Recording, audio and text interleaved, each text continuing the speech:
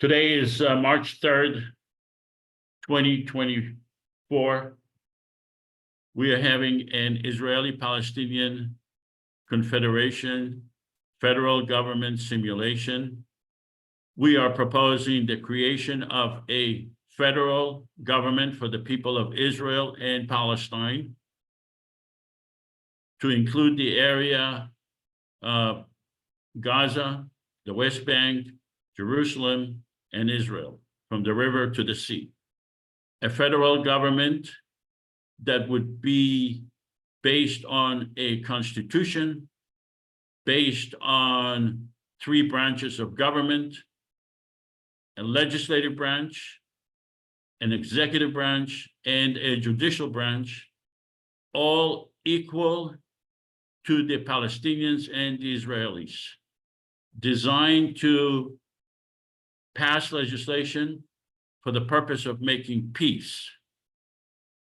We are proposing that the people in Israel and Gaza will have a federal confederate government that would represent all of the 14 or over 14 million people there.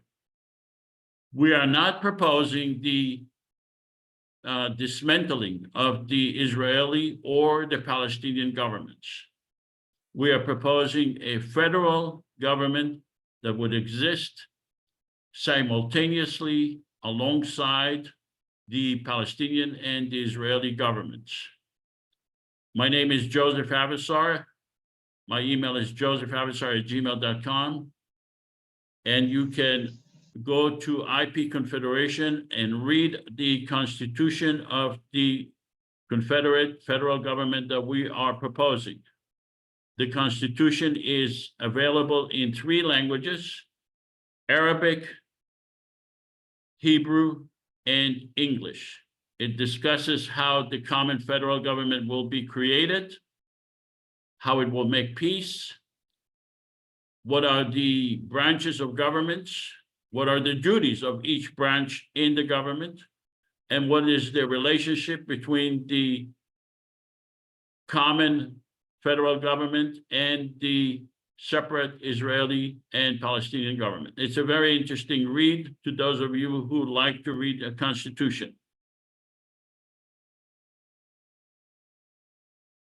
Our next speaker on March 17 will be Attorney Ihab Masala.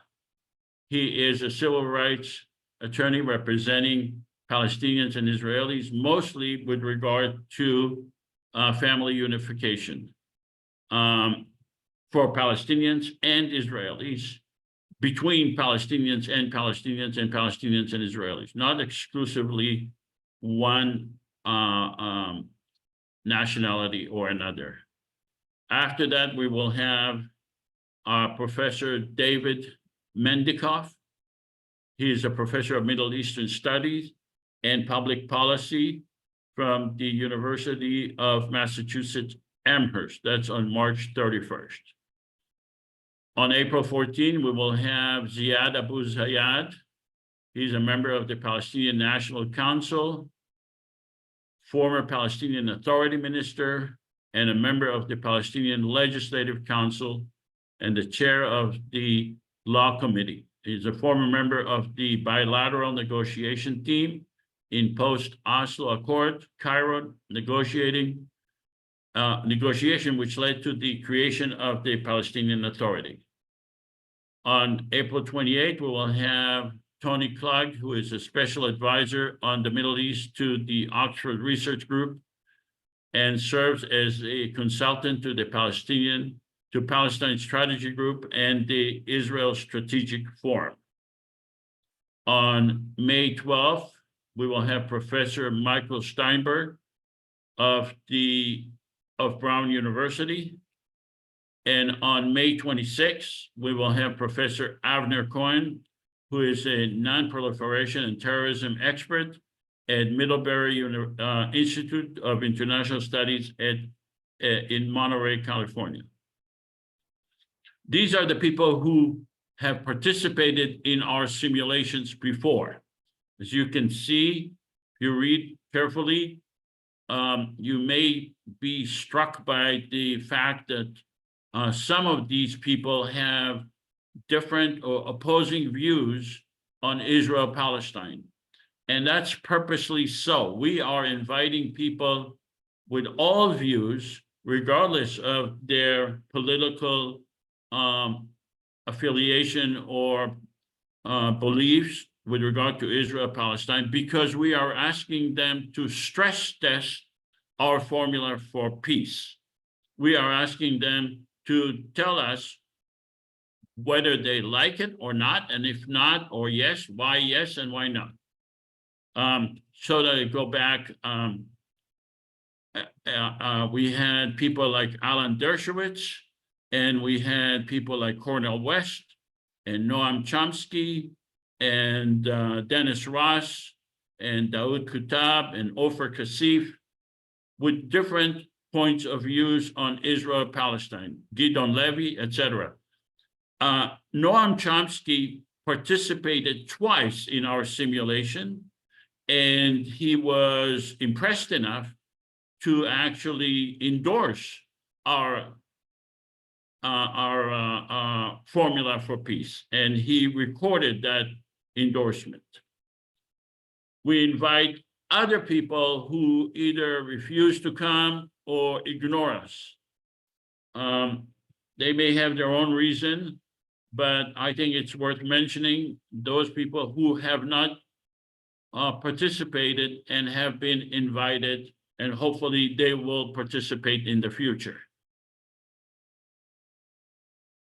The simulation takes about 120 minutes. This is a simulation, it's not a speech. What we do is we present several segments, and we ask the speaker and the audience to ask questions, and at the end, comment on those segments that we are showing. We will have, at the end of those segments, we will have audience discussion about the simulation. So we'll have two general discussions at the end. First general discussion is about the simulation, what you have seen, and about the IPC, and then a more general discussion about the Israeli-Palestinian conflict and what's going on right now. That would be at the end. We have a short video that explains what the IPC, the federal government that we are proposing, would do and how it would be created, and I'd like to play that for you.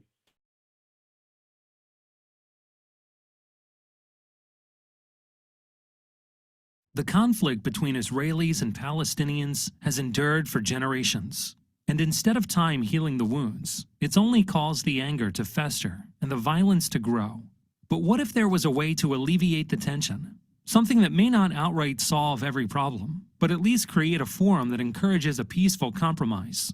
Welcome to the Israeli-Palestinian Confederation, a common third government between the Israeli and Palestinian citizens, specifically designed to foster peace, tolerance, and economic prosperity between the two nations. Here's how it works. First off, both Israel and Palestine will keep their respective governments. Israel's Knesset and the Palestinian National Authority will remain unchanged. The Israeli-Palestinian Confederation, IPC, will be a third entity acting as a unifying agent between the two.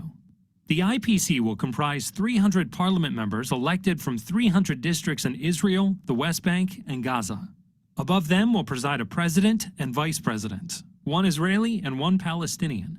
In order for the IPC to pass a law, it will require a 55% majority from its Israeli representatives, as well as a 55% majority from its Palestinian representatives, thereby preventing either side from monopolizing the legislature. Of course, the IPC won't undermine the political power of either the Israeli or the Palestinian government. At any time, Israel or Palestine may veto a law passed by the IPC.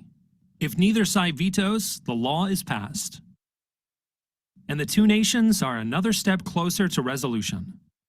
Please help us make this a reality. The Israeli-Palestinian Confederation. We might speak different languages, but we all mean the same thing.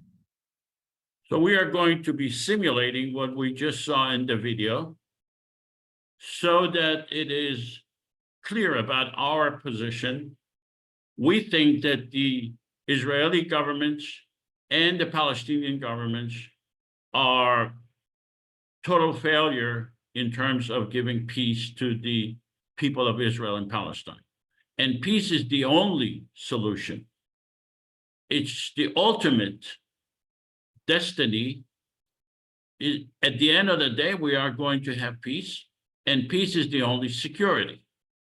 And we think that the best way to make peace, first of all, it has to be done as soon as possible, but the best way to do it is by creating a common federal government for the people of Israel and Palestine that would be equal to the people of Israel and Palestine, based on democratic principles, based on a constitution. And like I said, we are not proposing the dismantling of the Israeli or the Palestinian government, but we believe that a common government could make peace regardless of the failure of the Israeli and the Palestinian governments. So before each simulation, we take a survey.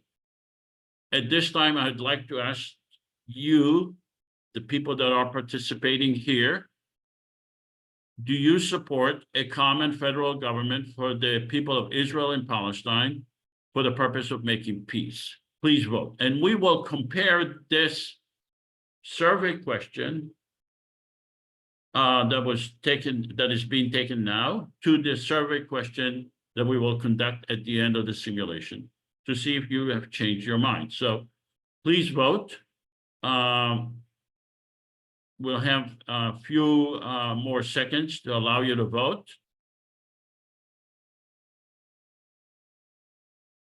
Do you support a common government for Israel-Palestine to make peace? Please vote yes or no. Okay, I'm going to give it 10 more seconds for people to vote. And going to end the voting right now and share the results. Okay, so we have 63 out of 66 people voted yes. That's 95%. Let me write it down. 63 out of 66, 95% voted yes. And 3 out of 66 voted no. That's 5%. All right. We will compare this to the end. At the end of the simulation, we'll do another survey and we'll see the difference, if there is a difference. Hopefully there will be. Okay. The purpose of the simulation is to demonstrate that a federal confederate government for the people of Israel and Palestine could make peace. That's the purpose. We are not the Israeli government. We are not the Palestinian government. We are not representing the Israeli or the Palestinian side. We are presenting the side of a federal government. We have our own narrative, not the Israeli government narrative or the Palestinian narrative. We have our own narrative, and we believe that when the common federal government will be created, it will have its own narrative, the narrative that is beneficial to the entire population of Israel-Palestine. We will have a rigorous discussion, but we will try to respect each other as much as possible without resorting to name-calling or personal attacks. We do not preclude other formulas. In fact, we encourage other formulas, but we think that we thought of this formula for many, many years. We have refined it and dealt with objections and the comments that were made. And we think that at this time, this is the best formula for peace for Israel-Palestine. We will ask you, the audience, to judge this plan. Could it make peace? Is it attainable? These are the two preliminary questions. But we will ask you to be fair, not judge it based on perfection. So if you think, well, this formula does not deal with a specific scenario that I am personally thinking of, that's not fair. That's judging us based on perfection. We are telling you right now, it's not a perfect solution, but we ask you to judge it based on the alternative. What is the alternative to what we are proposing, even though it is not perfect?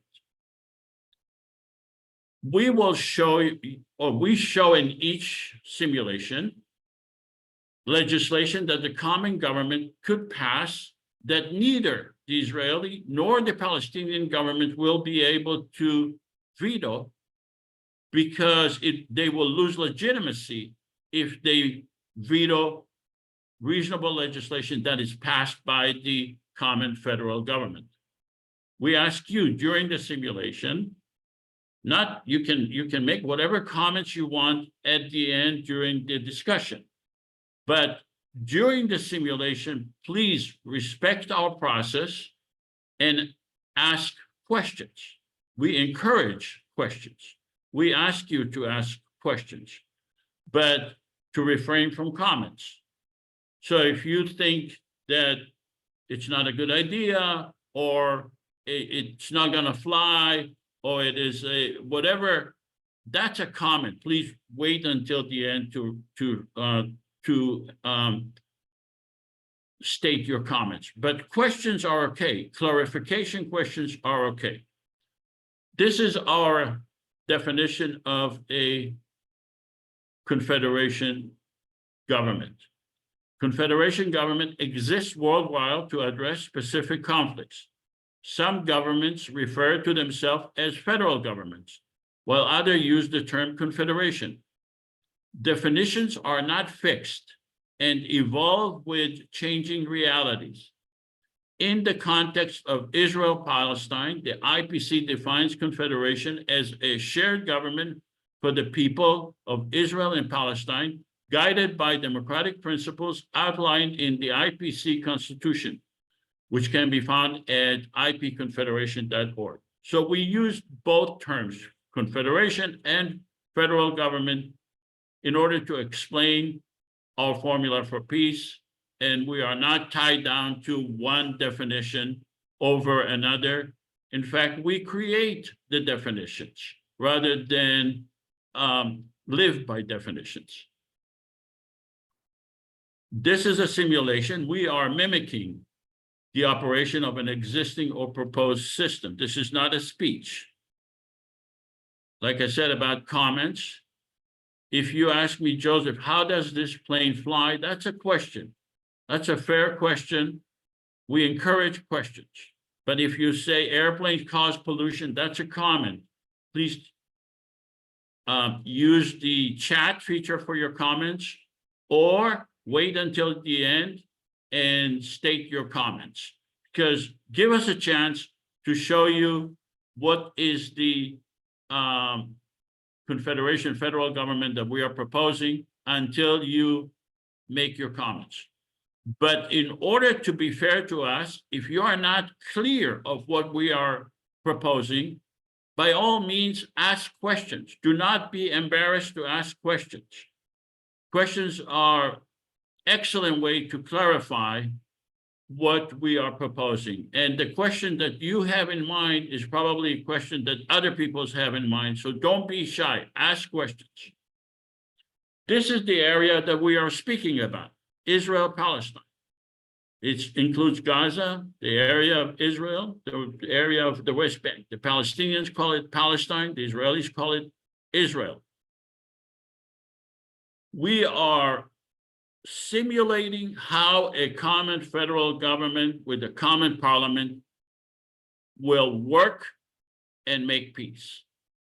typically in a simulation, I ask for volunteers to act as Israeli prime minister and Palestinian president, because those are separate governments. And like I said, we are not speaking about dismantling those governments. So I already asked volunteers before today. I asked Jeff Warner to act as Prime Minister of Israel, and he graciously agreed. And I asked Mona Ali Khalil to act as the Palestinian president in this simulation. So the Prime Minister of Israel, Jeff Warner, is a different government in the Israeli government. Mona Ali Khalil is in a different government. She is in the Palestinian government. Those are separate governments. They're a separate government from our government that we are going to play out in this simulation. Now, I'm going to be asking all of you to act as either Palestinian parliament members or Israeli parliament members, so that you will have a chance to vote in legislation and the Constitution. So at this time, before you identify yourself, whether you are an Israeli or Palestinian parliament members, I want you to accept certain assumptions. This is what we are doing in the simulation. The simulation is based on certain assumptions. So the first assumption you will have to make is that major funding was just spent for a year-long campaign to promote the election. In other words, that we were able to obtain major funding to explain the people of Israel and Palestine what is the purpose of a common federal government, how it will be created, and to create a platform for the people of Israel and Palestine to vote. This is the first assumption that I'm asking you to make. The second assumption is that 14 million people were permitted to vote with the exclusion of children. 14 million people in the area of Israel, the West Bank, and Gaza, regardless of their religion, regardless of their nationality, regardless of their political views, or their whether they're Israelis or Palestinians. 14 million people are permitted to vote. That's the second assumption that I want you to make for this simulation. The third assumption is that actually 5 million people have voted, that 3 million Palestinians have voted and 2 million Israelis voted. That's the third assumption that I want you to make in this simulation. The fourth assumption is that the president received 1.5 million votes and that the vice president received 1.3 million votes. So I want you to assume that me, Joseph, was elected as president, and I received 1.5 million votes as an Israeli person, but I am the president of the whole area of Israel and Palestine. And the vice president, a Palestinian lady, received 1.3 million votes. And we will rotate in 2 years based on I become vice president and she becomes president. So in totality, we have 2.8 million votes for the president and the vice president, and we are working together because we both have constitutional duties. Now, so that it is clear, in reality, I am not eligible to be, even if the real election takes place, I'm not eligible to be president or to run because I am not a resident of Israel or Palestine. I'm a citizen of Israel. And because I'm not a resident, I'm not eligible to run. And I don't have the desire to become president, and I don't ever intend to become president. But for the purpose of this simulation, it makes it easier for me to act as if I am the president, because I can explain the process a lot better if I am acting as president. So for purpose of this assumption, I am now going to be playing the president. I'm going to pretend that I was elected and I am acting as president. I want you to pretend that you are elected to be a parliament member in one of the 300 districts, and that you represent 47,000 people in your district. So this is the map that I am showing you, and you will decide whether your area is, what area you represent. I want you to remain intellectually honest and remain the parliament member in your district, whether it is an Israeli district, whether it is a mixed district, or whether it is a Palestinian district. So right now, I'm going to first, before I ask you to identify yourself, whether you're a Palestinian or Israeli parliament member, let me answer your questions. Do you have any questions about those assumptions?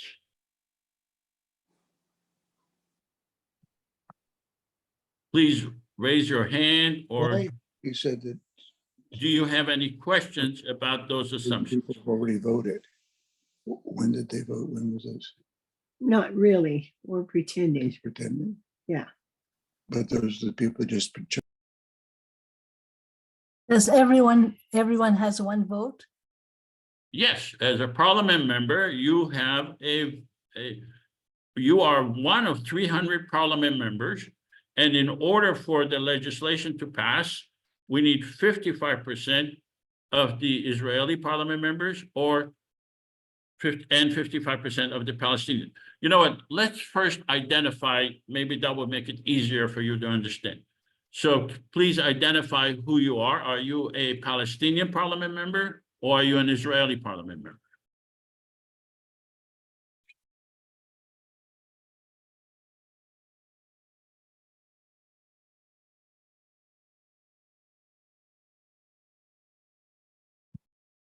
Okay, give it 10 more seconds for you to identify. And I'm asking that you remain intellectually honest and remain as Palestinian parliament member, Israeli parliament member.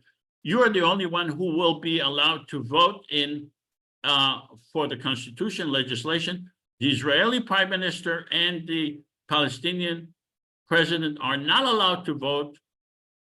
They are only given a veto power. All right, let's publish the vote. We have 36 Palestinian parliament members, and we have 22 Israeli parliament members. So in order to pass legislation, we will need 55% of the Israeli and 55% of the Palestinian parliament members to vote yes on the legislation. Does anyone have any questions now about those assumptions or about the process that we are about to start? Don't be shy. Ask questions.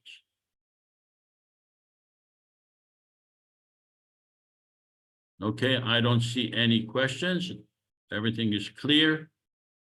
That's fine. Then we are Hello, going. sorry, I have a question. Yes. Hello. Okay, Hi. my question. Hi. Hi, My Liza. question is, yes, Liza. My question is, it's sort of like a chicken and egg question. So how would this IPC be set up ahead of like the parliament, which has the ability to vote for the legislation? Who would vote for the constitution that this is based on? For the constitution or for the parliament? How would it be established, I guess? Okay. I understand the process for passing legislation you've laid out very clearly, but like, how would this all be established ahead of that? Okay, so look at the assumption. Major funding was spent on a year-long campaign promoting the election. Okay, so our organization assumed that our organization was able to spend major funding for a year-long campaign to promote the election and to create the platform for the election. Okay. Got Okay, it. Yep. all right. Okay. Thank you. Any other questions?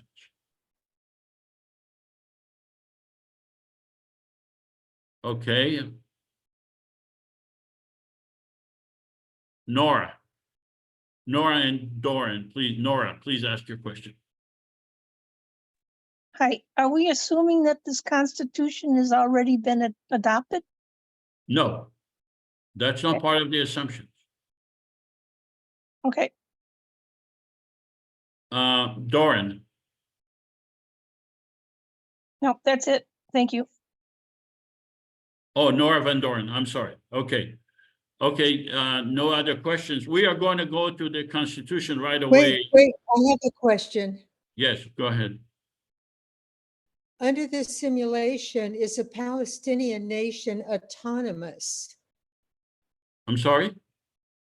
Under this simulation, is the Palestinian nation completely autonomous? Today, it is not autonomous, so I don't understand how this would work.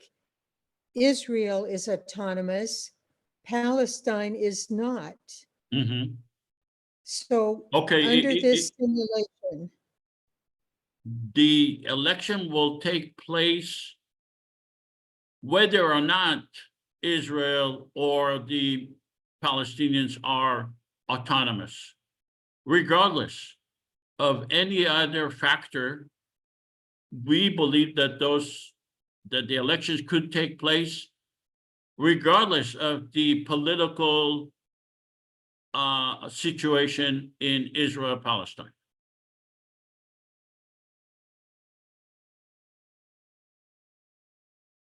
Any other question? All right.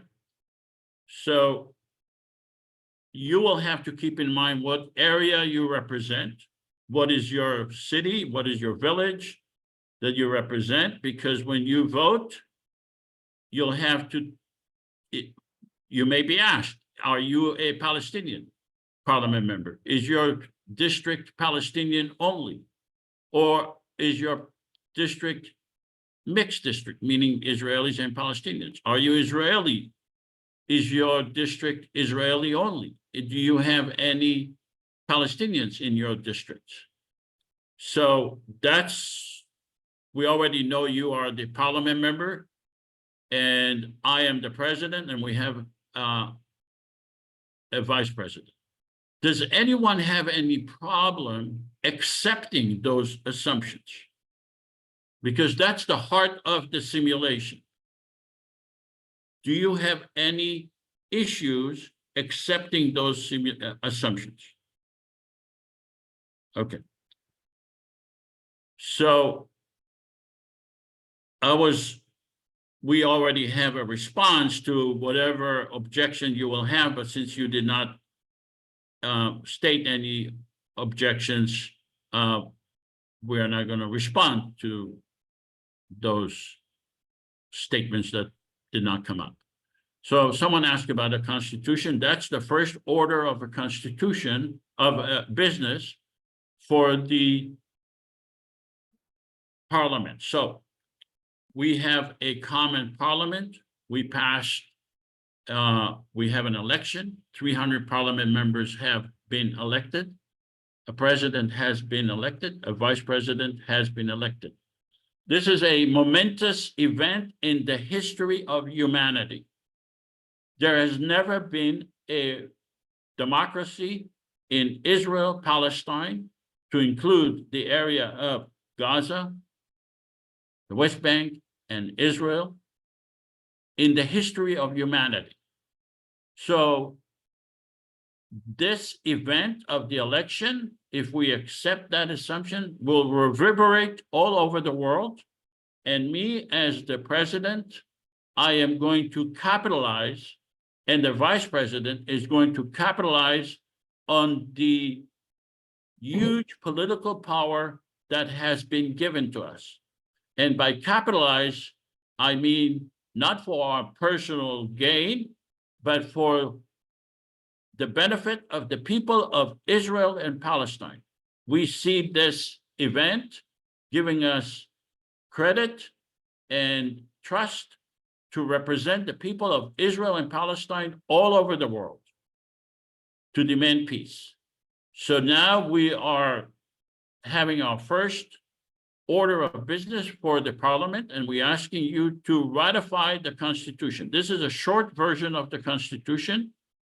As parliament members, you will have to accept the Constitution. You'll have to say yes, that you accept the Constitution. If you refuse to accept the Constitution, you will be expelled, and the person that received the second number of votes in your district will become a parliament. So let's have the Palestinian parliament members please vote.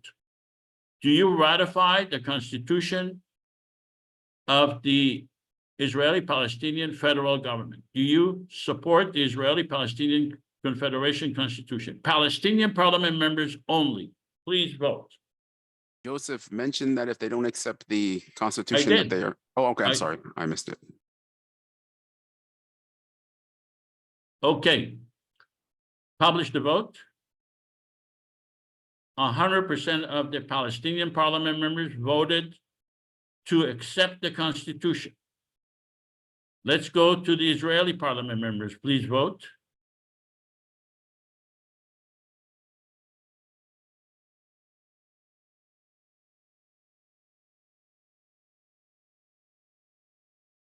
Okay, publish the vote. 100% of the Israeli parliament members. So this means that you are no longer you cannot be part of the Israeli government or the Palestinian government.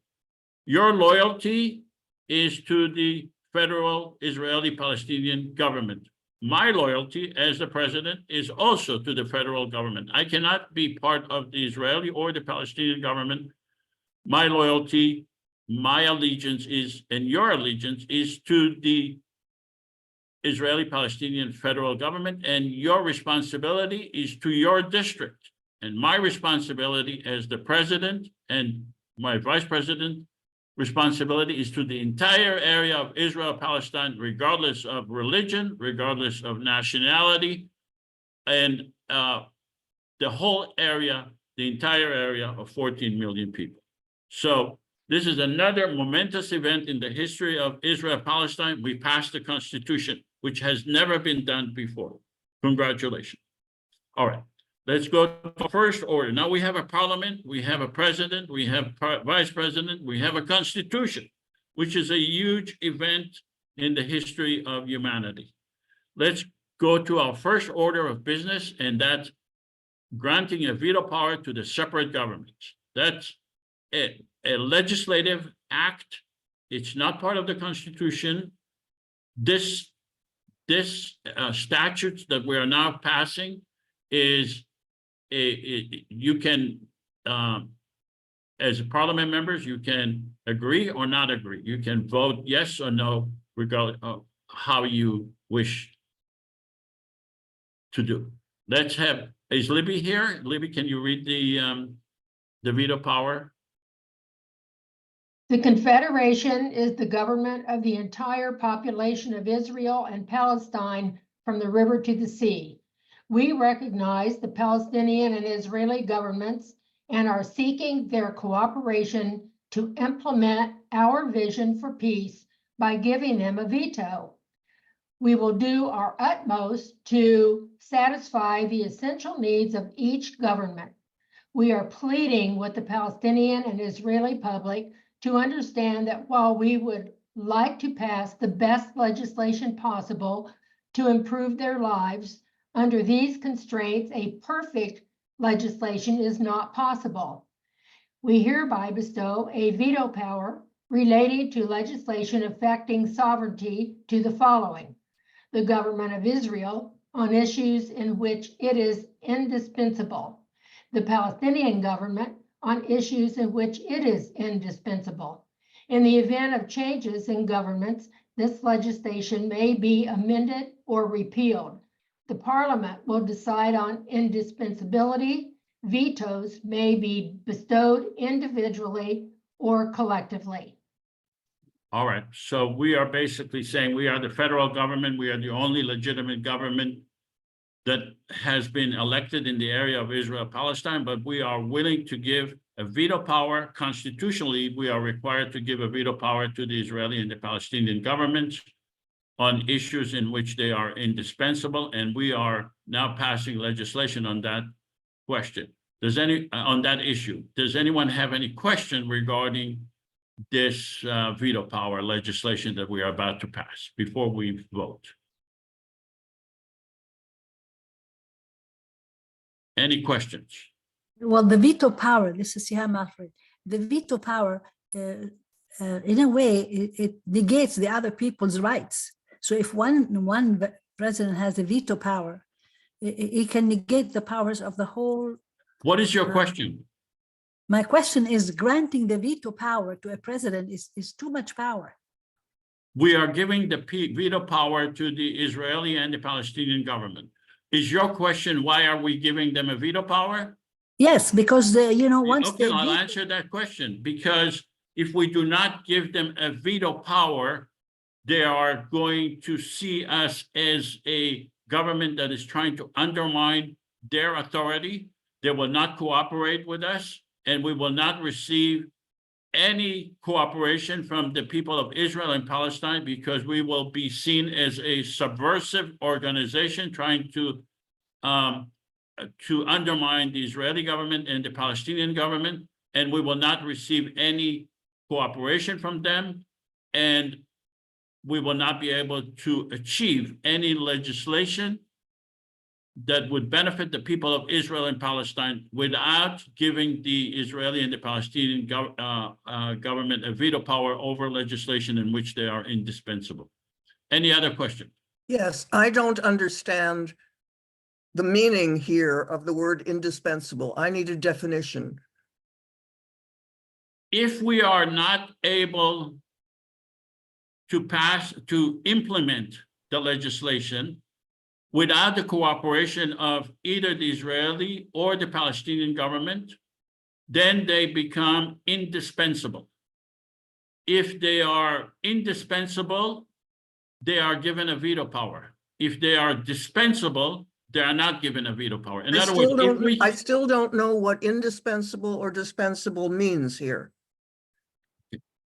Indispensable means that we need their cooperation. We need their willingness to go along with the legislation we are passing. If they are dispensable, means that we can implement the legislation, whether they agree to it or not. This is not working for me. Okay, Yeah. well, wait until we pass legislation, and then that may help you understand. I think this is where it all falls apart. Okay. Notice that this legislation does not give the Israeli or the Palestinian governments a veto power. We can pass this legislation without giving them a veto power, but wait until we pass legislation, because at the beginning of when I introduced this simulation, I said we have plenty of examples to show that the Israeli and the Palestinian governments will not veto legislation because they will lose legitimacy. That's really the heart of what we are speaking about. Any other questions? Yeah, this probably is in line with the previous question that maybe can get some clarity. How would you determine what would be considered a reasonable veto versus an unreasonable veto? Excellent question. It's a political determination. If we believe that we can force the legislation to become reality, and if we can use our political capital to make the legislation a reality, that is, in our eyes, reasonable. If we cannot use our political power our political capital to force the legislation, then we will agree that it's unreasonable. It's a political question. It's not a scientific question. Any other question? Okay. Yeah, hi, sorry, I asked this in the chat, but would the veto power come from the executive branches of the? I'm sorry, Israeli and I cannot hear you. Would the veto power come from the executive branches of government or the legislatures? The Israeli and the Palestinian executive branch and their legislative branch each have a veto power. So okay. Can you give us an example of one such veto power? I mean, legislation that required a veto power? Can you give us an example? we are going to go through it right now. Okay. Okay, let's have the Palestinian parliament members.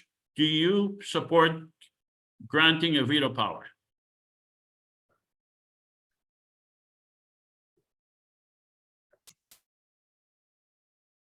Palestinian parliament members only.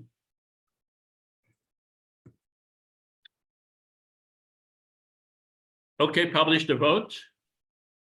80%, 81% of the Palestinian parliament members agree to give a veto power to the Israeli and the Palestinian governments on issues in which they are indispensable. Let's go to the Israeli parliament members. Please vote.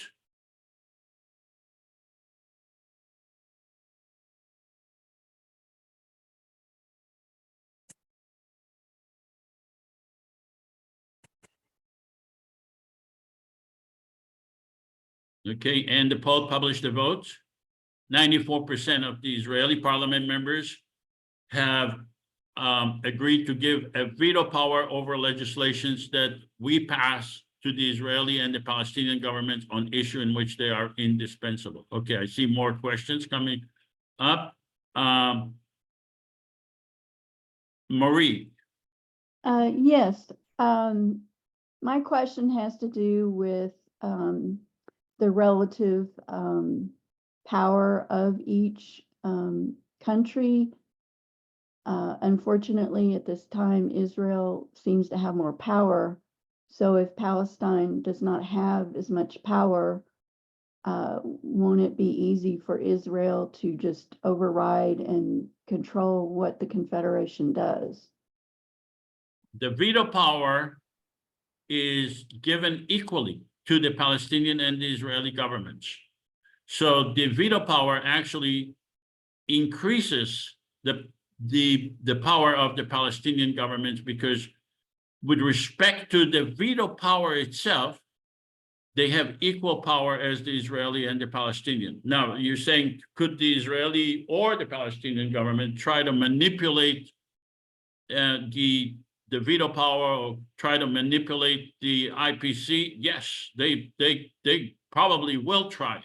That's why it's important to have huge participation by the people of Palestine and Israel, to give the parliament members the political capital to demand from the Israeli and the Palestinian governments that they will accept reasonable legislation, and to give the president and the vice president the political capital to demand from the governments of Israel and Palestine to stop whatever manipulation they may want to do that will harm the people of Israel and Palestine. It's a political struggle. I think Shlomo also asked questions. I would like to let Lynn Hirschman continue the conversation or her question, because I don't think she is convinced, but I would like to suggest a way to look at it as a feedback. We need feedback from these governments, and that's what... What is your question, Shlomo? So I would like to have Lynn ask her question and question it. Okay, I didn't hear a question.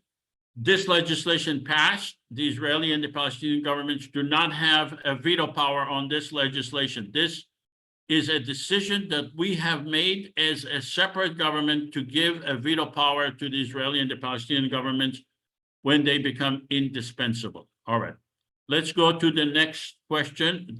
This is the first legislation that we are going to pass, that the Israeli and the Palestinian governments, represented now by the Prime Minister of Israel and the President of Palestine, will have a veto power. Libby, would you be so kind as to read this legislation? This is teaching tolerance and understanding.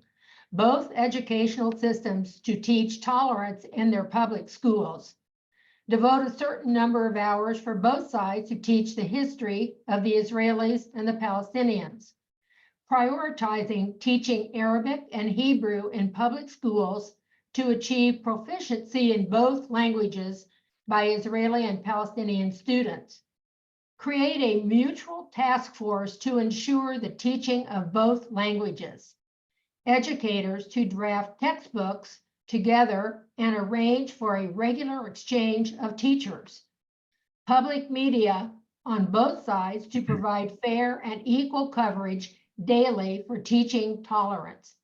IPC as facilitator to ensure that both sides are fairly represented.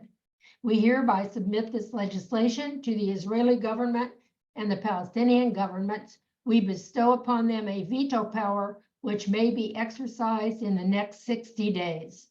All right, so this legislation, the Israeli and the Palestinian governments are indispensable. We need their cooperation, and that's why we are giving them a veto power. Does anyone have any, before we vote as a parliament, does anyone have any questions regarding this legislation? Questions?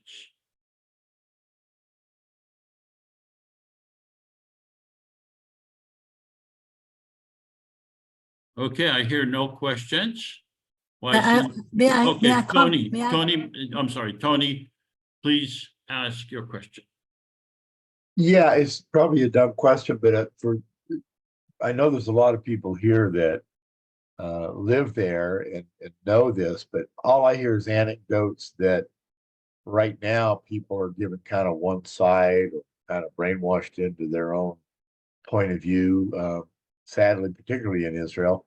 So what is the current situation, and how different would this be in responding to that? What's your question? I'm sorry. How effective would this legislation be? What would the contrast be between what exists now, like in the schools in Israel, for example? Is there history of Israel and Palestine taught, or is it pretty exclusively one point of view, so that this legislation is truly a significant change? Is that the case? Yeah, it is a significant change on all the points that are raised in this legislation. Yes, tremendous change. Any other questions? I just have a comment. The picture that you show here with all the hands holding each other, there's an assumption that the Palestinians are Black people. No, that's not a question, and that's not the assumption. But why a picture like that? Why just, hands of the same color? Maybe they're Ethiopian Jews, maybe. Come on, we don't need to go there. Okay. Any questions? Yes, Carol. I have a question. Who writes the textbooks that are going to be taught the history of this region? The textbooks will be written by a committee by the Israeli and the Palestinian Confederation government. If there is a disagreement regarding certain historical or mechanism how to teach tolerance, then we will have both point of views presented. So you'll have one, the Israeli presenting their point of view of history or any other subject, and the Palestinians will have their point of view. We don't need to have if there is no agreement, we can present both point of views. Ken, Hi, this is actually Barb, but that's okay. I'm curious, as to will all the education systems throughout Israel and Palestine have to subscribe to this, whether they are public or private? Yes. It says both educational systems to teach tolerance in their public schools. So That it's doesn't public, include- not well, private that's- schools. Public schools, yes. So how do we know that it won't, well, I want to see this happen. I love to see the educators drafting textbooks together and be something within the public schools, but I am concerned about private systems pulling away. Thank you. Well, the president of Palestine and the prime minister of Israel do not have jurisdiction over private schools. Maybe they do. Maybe they do. That's a good question. If they do, then we can demand that they will, that this legislation will apply to private schools. But that's a technical question, really. Any other question? Yes, I would like to elaborate on the question that was just asked. So many of the private educational institutions in both Israel and Palestine are religiously oriented, and certainly right now tend to be very dramatically favoring their own perspective. So it would be very difficult, it would seem, without some kind of governmental legislation to ensure that this kind of fairness is taught in all of those schools. Right. Okay. I have Next, a question. Janice, yes, ask the question, please. Yes, because I agree with Lynn. I wonder if it might be better to address a different issue first, such as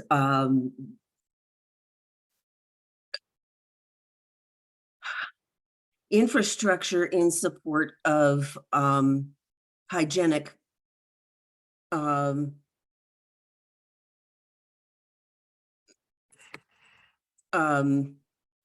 improvements for everybody. Hey, Janice, this is just a sample. We have simulations. We introduced many legislations. First, second, and third. We've done this now for several years. But this is we are simulating a Congress. I am the president. As the president, I thought that this would be a good legislation to start because it would demonstrate, hopefully, that the Palestinian and the Israeli governments will not be able to veto it because they will lose legitimacy nationally and internationally if they veto this legislation. Well, we'll hear them speak in a few minutes, but as the president, I thought this would be a good introduction for the people of the world and the people in this simulation to understand what are we doing. Any other question? Well, if the president has veto power over the curriculum. The president does not have a veto power. I do not have a veto power. The president of Palestine has a veto power. The Israeli prime minister has a veto power. I see. Any other questions? I thought both presidents have veto power. There is a president and vice president of the common federal government. I am the president. There is a vice president. I was elected by 1.5 million votes. She received 1.3 million votes. We are the executive branch of the common government. We do not have the power to pass legislation. The government of Israel, represented by the prime minister of Israel, the government of Palestine, represented by the Palestinian president, they have a veto power over our legislation. Any other question? Yes, I have a question. Hi, David. Yeah. Hi. I don't understand, like, okay, you said if the government's changed, then they could have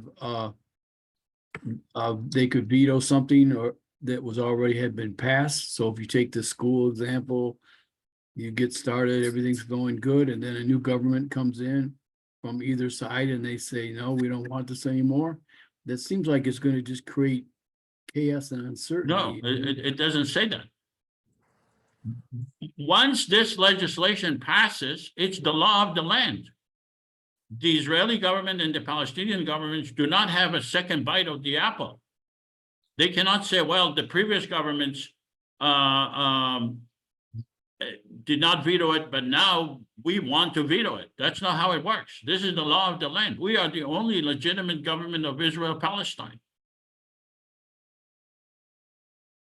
I don't know, you have to go back to the past screen. I swear there's something on there that said it could, change in governments could lead to Oh, okay. Yeah, I know what you legislation mean. being Yes, vetoed. yeah. Is that Okay, right? let me, yeah, I know what you're saying. In the event of changes in governments, Yeah, this legislation may be amended or repealed, okay? yeah, that's This what is I was for- referring to. This is for us to give them a veto power, okay? So we can, let's say, the Palestinian government changes, or the Israeli government changes, and they become hostile, or they become not relevant anymore. We don't want to give a veto power to an Israeli government or a Palestinian government that has become irrelevant. We don't want to give them a veto power just because they are the government of Israel or Palestine that have no effect whatsoever on whether we can implement the legislation. Does that answer your question? I'm trying to understand it. So, okay, the right, legislation passes. Let's say we gave a veto power to Hamas, okay? Okay, And let's say Hamas no longer exists, or exists to a very, very minimal power. And just because we gave them a veto power last year doesn't mean that we want to continue to give them a veto power if we can implement the legislation without them. That's what it means. okay, okay. All right. All right, let's have the Palestinian parliament members please vote on this legislation.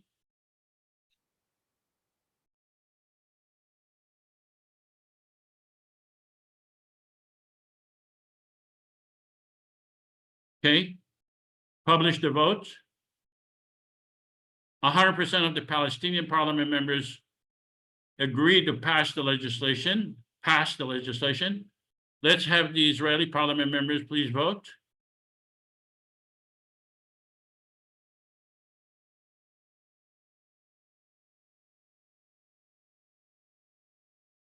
Okay, publish the vote.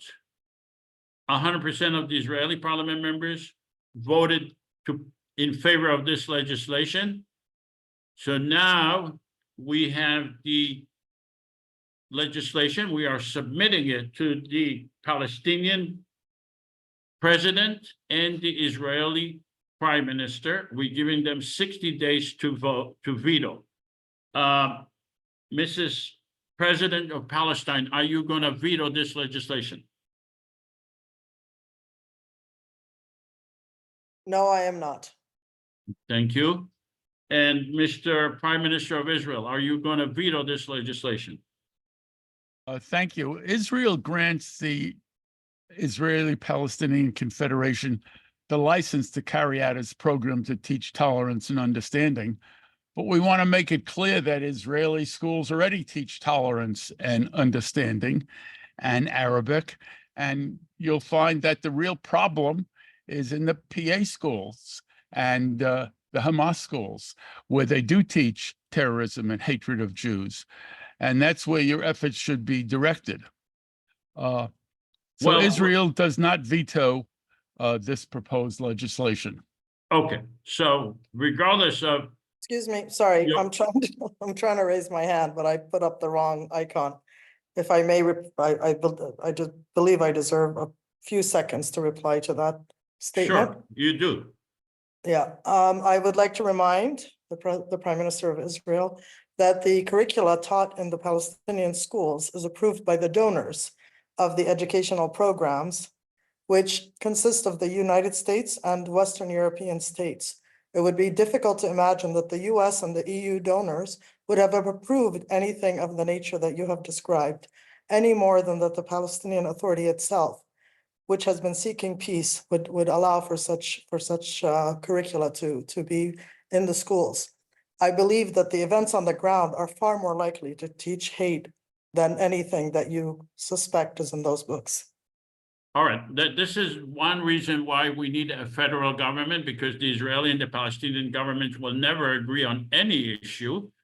And we are forcing them to accept this legislation, because clearly, if they reject this legislation, they would lose legitimacy internationally and nationally. So we have used our political capital to force this legislation upon them, because we have the political power to do so. That explains to some of you in this simulation, what does it mean to have a veto power over legislation that they are indispensable. Here they are indispensable, but nevertheless, they had the political wisdom to accept the legislation, even though they may personally have different views, but we have forced their hand by having the huge political power given to us by the people of Israel and Palestine.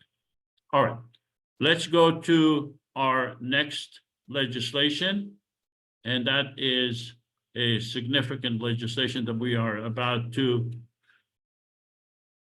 pass. And Libby, would you be so kind to read this legislation? This is rebuilding Gaza and southern Israel. Correct. The IPC is the only government in Israel and Palestine that was legitimately elected by the entire population. The IPC elected 300 parliament members in Israel and Palestine, with approximately 125 of them being elected by the people of Gaza and the southern Israel area near the Gaza-Israel border.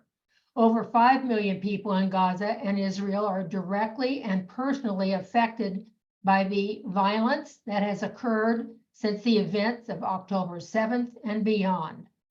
Thousands of homes, roads, and infrastructure buildings, including hospitals, have been destroyed. Law and order and civil society have been destroyed in Gaza and southern Israel. It is unlikely that the Israeli and Palestinian governments will be able to restore normal, peaceful existence in the area in Gaza and southern Israel in the foreseeable future. The future of the people of Gaza and Israel is interconnected. The IPC Parliament is obligated to the well-being of all the people in Israel and Gaza, including those constituents who are displaced from their homes in Gaza and Israel. The IPC is committed to rebuilding Gaza and southern Israel and ensuring the immediate return of all the people in Gaza and southern Israel to their homes. Next The page. IPC is calling for an immediate ceasefire between Israel and Gaza.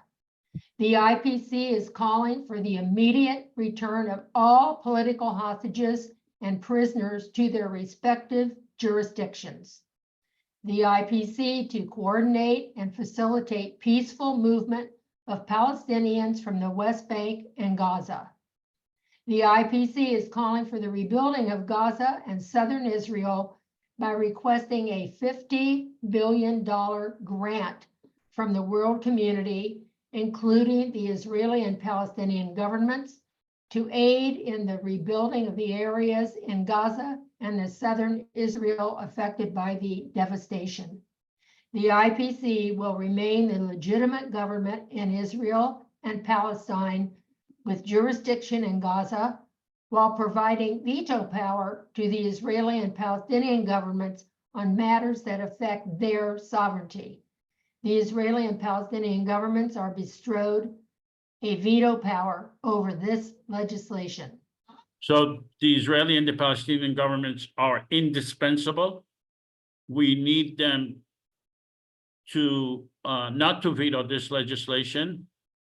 And our goal is to rebuild Gaza and southern Israel. I am the president. My vice president and I are committed to travel all over the world from one country to another and to capitalize on the political power that was given to us in order to receive $50 billion for the rebuilding of Gaza and southern Israel. That's really the essence of this legislation. Does anyone have any questions regarding the legislation before we vote and before we give the Israeli and the Palestinian government a veto power? I have a question. Questions only, please. Israel's. Do you think that Israel will not veto it because Hamas is not mentioned? So you're asking, is the veto given to Hamas? No, I'm asking because you are asking for an immediate ceasefire. Yes, that's what the legislation is calling for. Israel will veto it unless it will also include. What is your question? Is the demilitarizing of Hamas included? Read the legislation. I've read it twice. There is nothing about demilitarizing Hamas or anything else. So the question is, do you think that Israel will not veto it? That's the hope, yes. No, it will veto it. All right, let's have another question. This is Barb. I'd like to ask a question about how that money will be protected to make sure that that money is going for actual rebuilding and not for building tunnels. Okay, that's a technical question, but I have an answer for you. The money will be spent by the IPC. The IPC is the government of Israel and Palestine. We are a legitimate government for the people of Israel and Palestine. We were elected by 5 million people, but we will use the facilities of the World Bank that has a lot of experience in this issue to make sure that, to assure those people that are giving us the grant that the money is being well spent and there is no fraud or any other issues relating to the actual spending of the money. Any other questions? Yes, I have a question about the second item on this page. The immediate return of all political hostages and prisoners. Who defines hostages is clear. We know who the hostages are, but who defines what people in Israel are political prisoners as opposed to people who have been convicted of crimes in Israel? Excellent question. Right. It says return. That means that they are either Israelis in Palestinian jurisdiction or Palestinians in Israeli jurisdiction.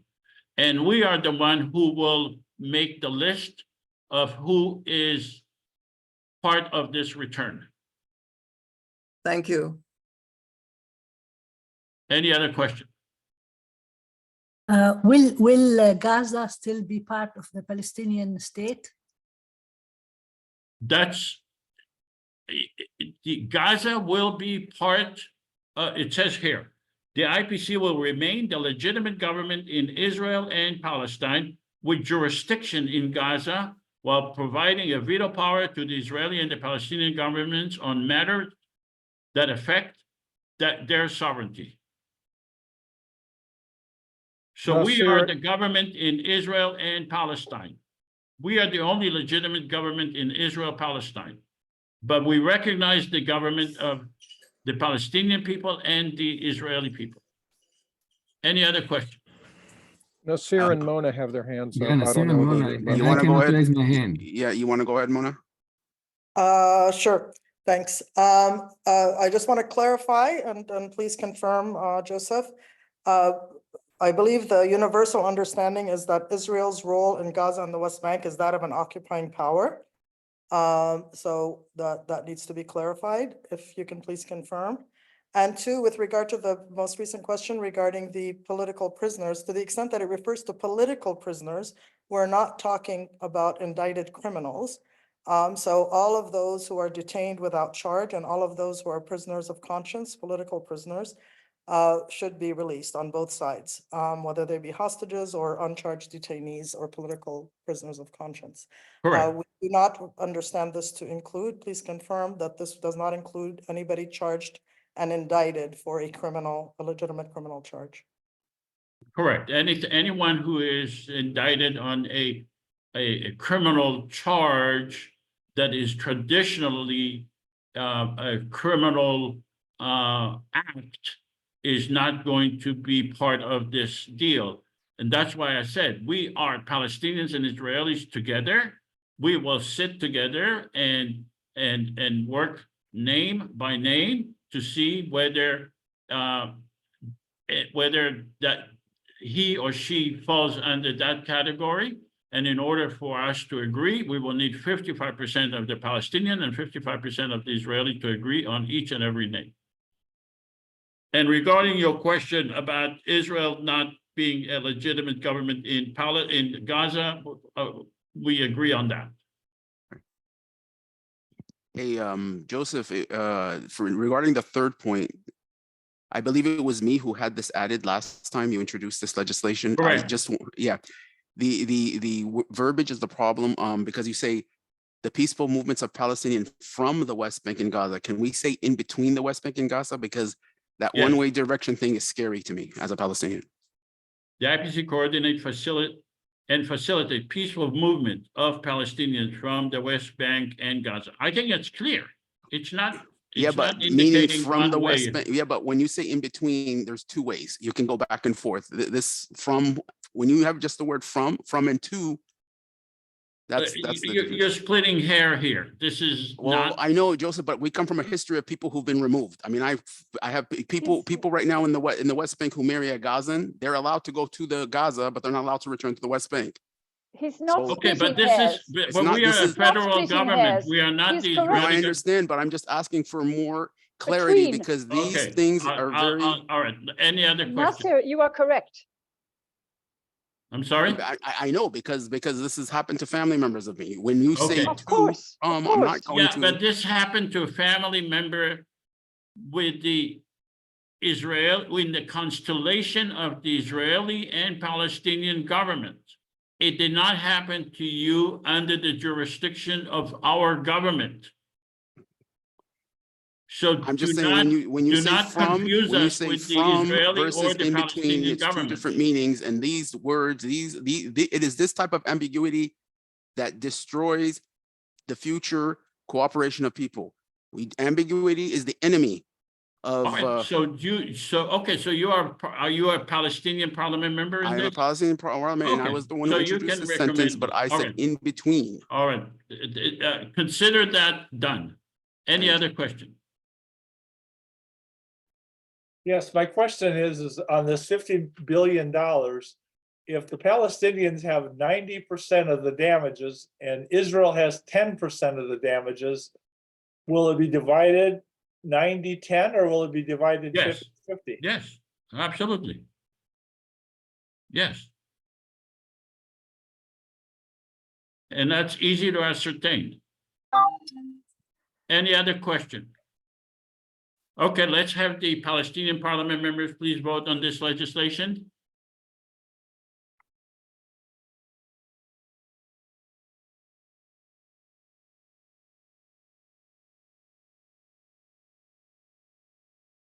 Okay, publish the vote.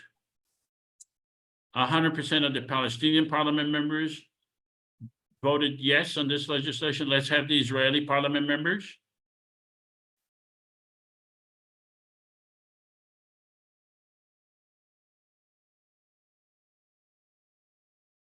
published the vote.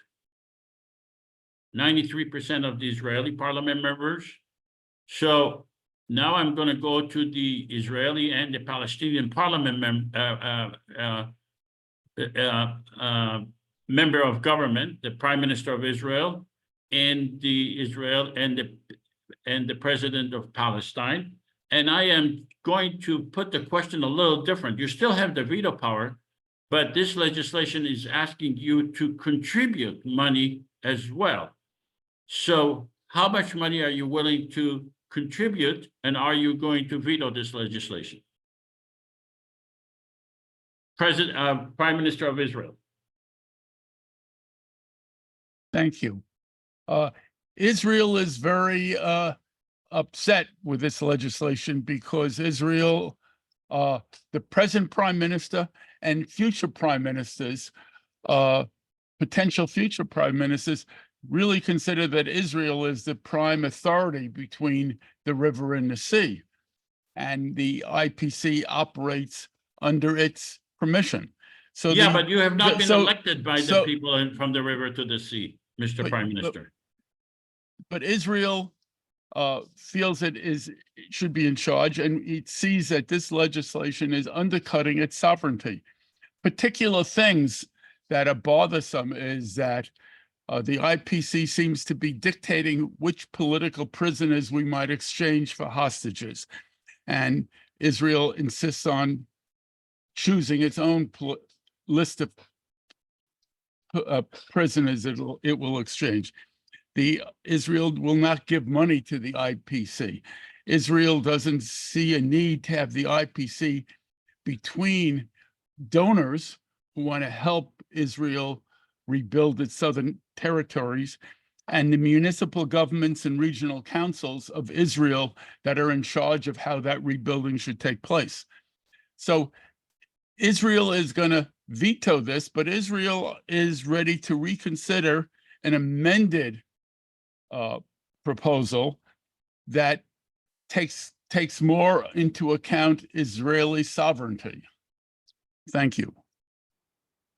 Could you elaborate? What do you mean takes into account Israeli sovereignty?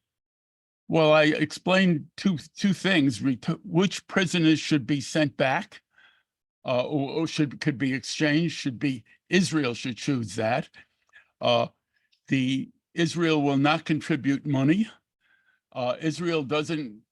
It wants to rebuild itself. It doesn't want the Israel-Palestinian Confederation to be interfering between the rebuilding and the local councils, the local municipal governments and regional councils who are in charge of how the infrastructure should be built.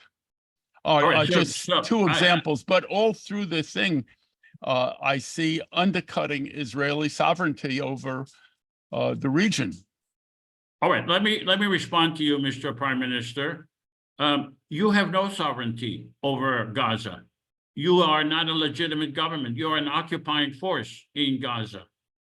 You have not been elected by the people of Gaza. In fact, you are a total failure when it comes to southern Israel and Gaza.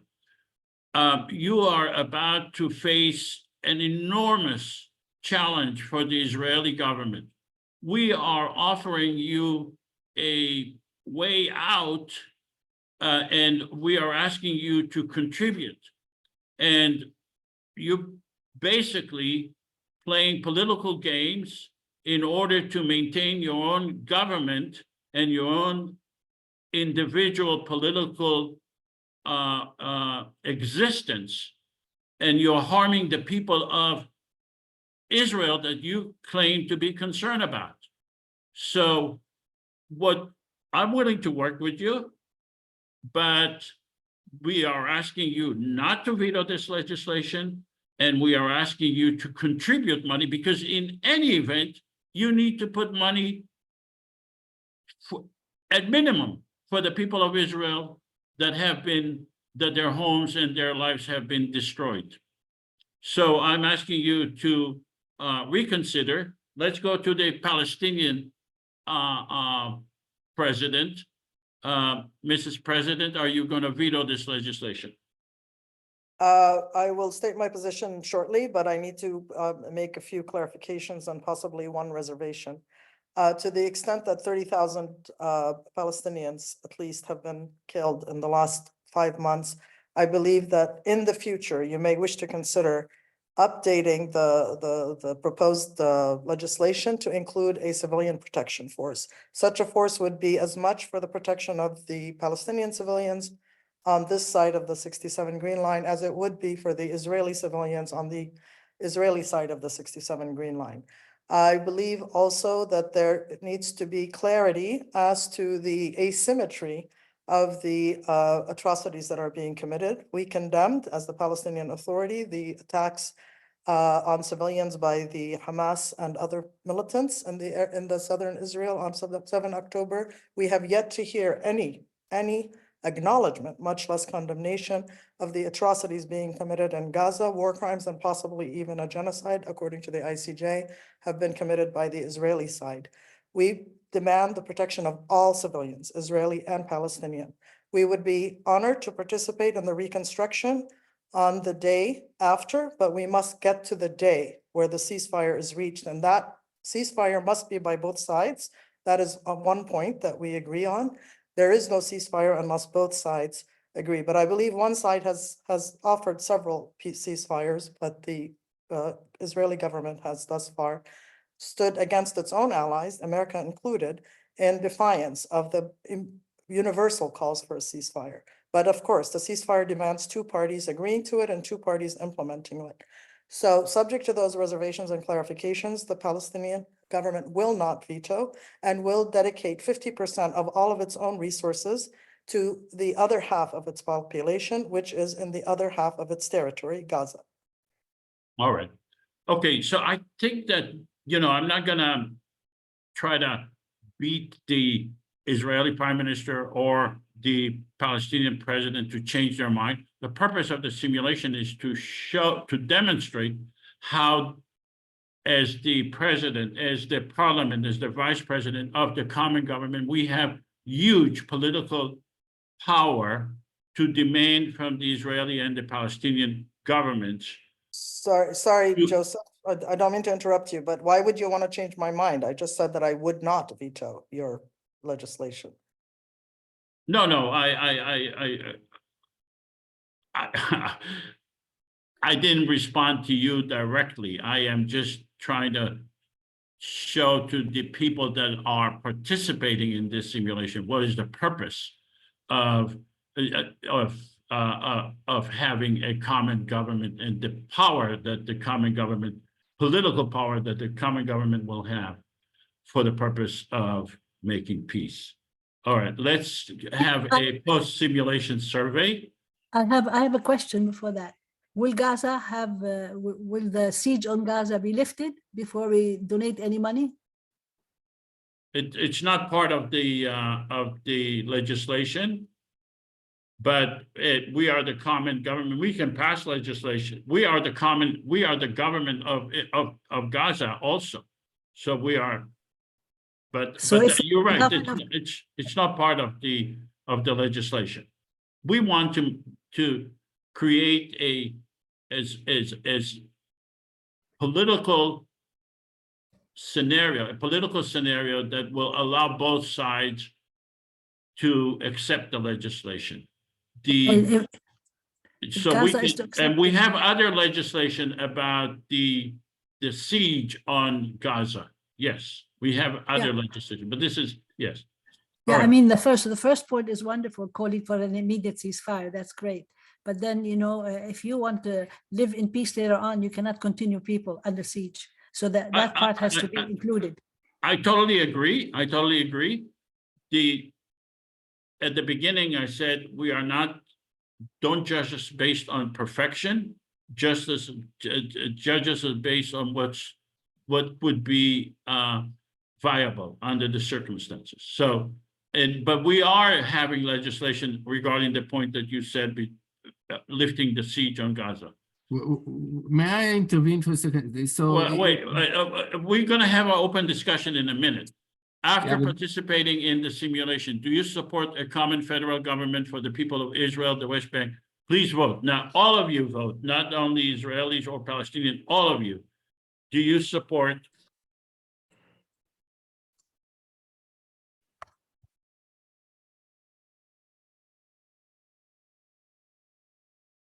All of you, please vote. Okay, we need more votes. We have more people in this Zoom today. Please vote. I'm gonna give it 10 more seconds. Please vote. Do you support a common federal government for the people of Israel and Palestine? And then we'll go into a discussion. Okay, publish the vote. 52 out of 53 voted yes, that's 98%. And 1 out of 53 voted no, that's 2%. The numbers are different than what we had before, but percentage-wise, we climbed to 98% versus 95%, but the numbers are a little different than what we had in the beginning of. So some people have not voted. All right. So we're going to have a open discussion. I'm going to go back to the questions that I've asked at the beginning. Could the IPC make peace? Is the formula attainable? In other words, could we make peace? Could we create a common federal government?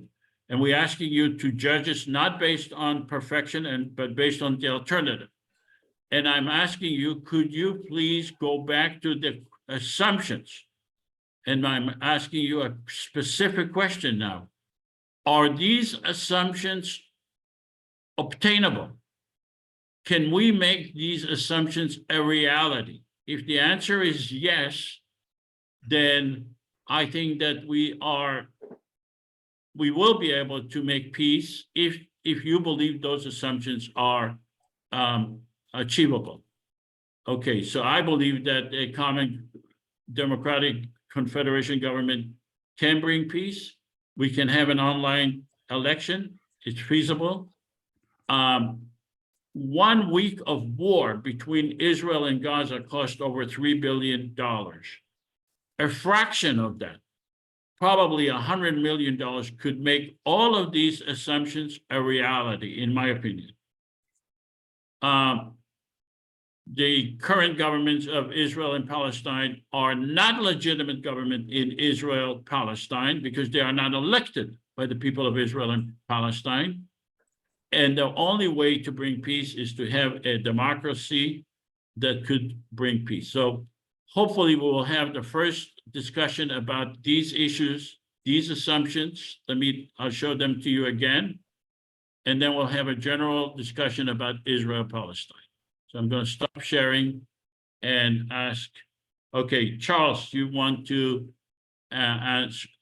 make a comment, hopefully about those assumptions. Yeah, I think all the assumptions are achievable, but they depend upon the understanding of the IPC it's the art of politics, and the politics is the art of the possible. So, of course, everyone would like to wave a magic wand and pretend that they had dictatorial powers to change the other side into being just the way they think it should be, but we know that that's impossible. And this is a situation where we're creating a pathway of what is possible that creates its own momentum, that then draws in more and more support, because the other approaches contain the seeds of their own destruction, continually playing out against each other. And when that is understood, then I think these assumptions become very possible. It's a question of being able to communicate what this possibility is to people so that they can actually see the vision of their future in it. And then I think it's very possible. Is there anyone who thinks that those assumptions are not possible to achieve? And please raise your hand and tell us why. And I'm willing to bring those assumptions back to the screen. I think that, you know, these assumptions are plausible, but before we can get into the peace, you know, and the democratic and federal government, there should be like a declaration of human rights, of equality between the Jews and the Palestinians. Right now, the Jews have more rights. Declaration by whom? Well, written by both of them, you know, and they have Oh, to declare. by the government of Both Israel sides. and the Palestinian government? Yes, first of all, there should be, you know, So you're saying freedom of unless they movement. make, you're saying unless they make a declaration of human rights, we should just wait. I'm just saying I think that she means- it is not very difficult to make a declaration of human rights because these things are written all over the world. All I'm saying Okay. is that you have to We accept will them. have it. You know, there should be have like, it. you know, freedom of movement, you know, freedom of movement, and everybody has the same rights. Everybody has, you know, the same citizenship, you know, and no borders and no settlements and none of That's the IPC constitution. Siham, you said that the assumptions are achievable, but we first need a declaration of human rights. And I asked you by whom, and you said by the Israeli and Palestinian government. What you are basically saying is let's have those governments that have failed us for 75 years, let's give them the key to whether or not we can make those assumptions a reality. Well, if we And actually, until they do that, we will just not do anything. well, then if you start a joint government and some people don't have rights the same as the others, what use is it? You have to have equal rights for both of them. The common government will create. I'm not arguing with you about the equal rights. I'm arguing with you with the question that you said we first need the Israeli government and the Palestinian government to declare human rights. What? Yeah, of course, they are human. They have to declare human rights in order to. So you're basically saying that until those governments, we give them the key, we give them the license to hold off on any other system. No, we're not saying that. We're saying, but you know, on the day they want to Siham, you create- don't understand the IPC. All right, let's have Mona. Mona, you want to make a comment?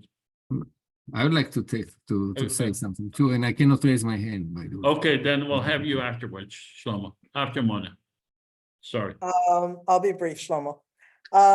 Yeah, I want to applaud the concept because what I do think is the most effective part of your concept is the fact that you do have this overriding forum for the peace-loving Israelis and peace-loving Palestinians to come together and send a powerful, compelling, not just moral message, but hopefully compelling political mobilization to set to reveal what is possible to both governments so that they see beyond their narrow interests and see the advantages of coming together, and that the peoples within their constituencies want this, and that if they're willing to advocate for it in this federal structure, that it can be achieved, that there are partners for peace on either side. So I think that's the most powerful element of it. Where I think it has problems is on the legal level, because you're attributing a certain sovereignty. It's more than just a political mobilizing spirit. It's claiming a sovereignty that under international law, I think would be difficult to maintain. One, because the rest of the world recognizes the sovereign of Israel over pre-67 Green Line and the sovereignty of Palestinian Authority over the Palestinian territory unified between West Bank and Gaza. So to introduce a third sovereign is, I think, a flaw in the IPC structure. You could only legally achieve that if the two sovereign governments agree to form a confederation. But as an aspirational, political, moral, mobilizing movement, I think I applaud the concept. But I think to bring it into reality would require more than just according a veto to the two sovereigns, for better or for worse. But you would have to accord them some measure of consent in order for this third sovereign supra body to be formed. Well, the point is that the third sovereign entity gives the Israeli and the Palestinian governments a veto power regarding legislation that affects. So when you say it has a legal challenge, who is going to challenge it legally? Where is it going to be challenged?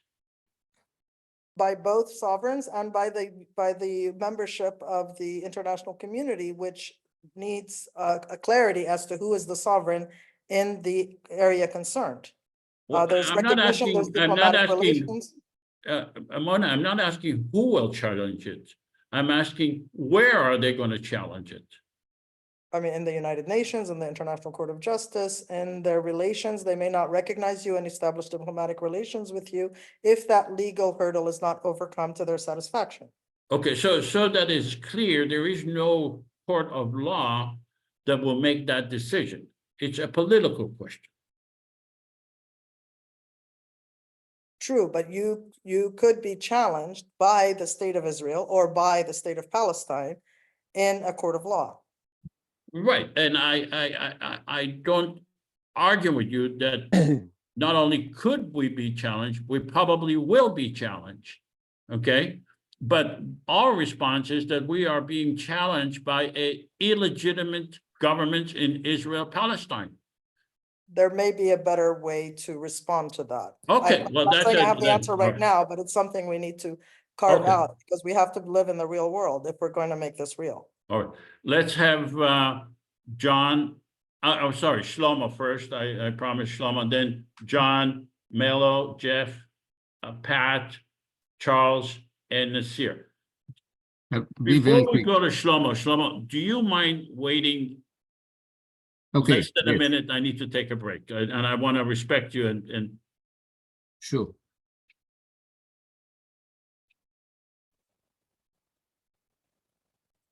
Basically, I wanted to say that to Siham that the whole idea of the IPC is total equality, equal rights.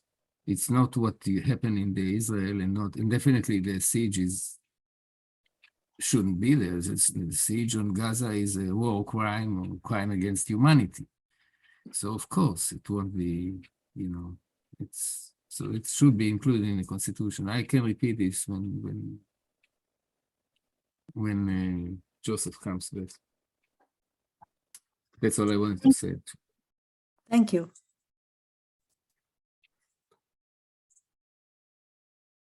You know how when we had our own revolution, we had the Jefferson Bill of Rights for what people, and then we follow it and we challenge it every day in the courts. And this is something like this. In order, if you want to get people to trust, if you want to build trust, you have to have something that you can trust upon. And that's why the Bill of Rights is important, in my view. Of course.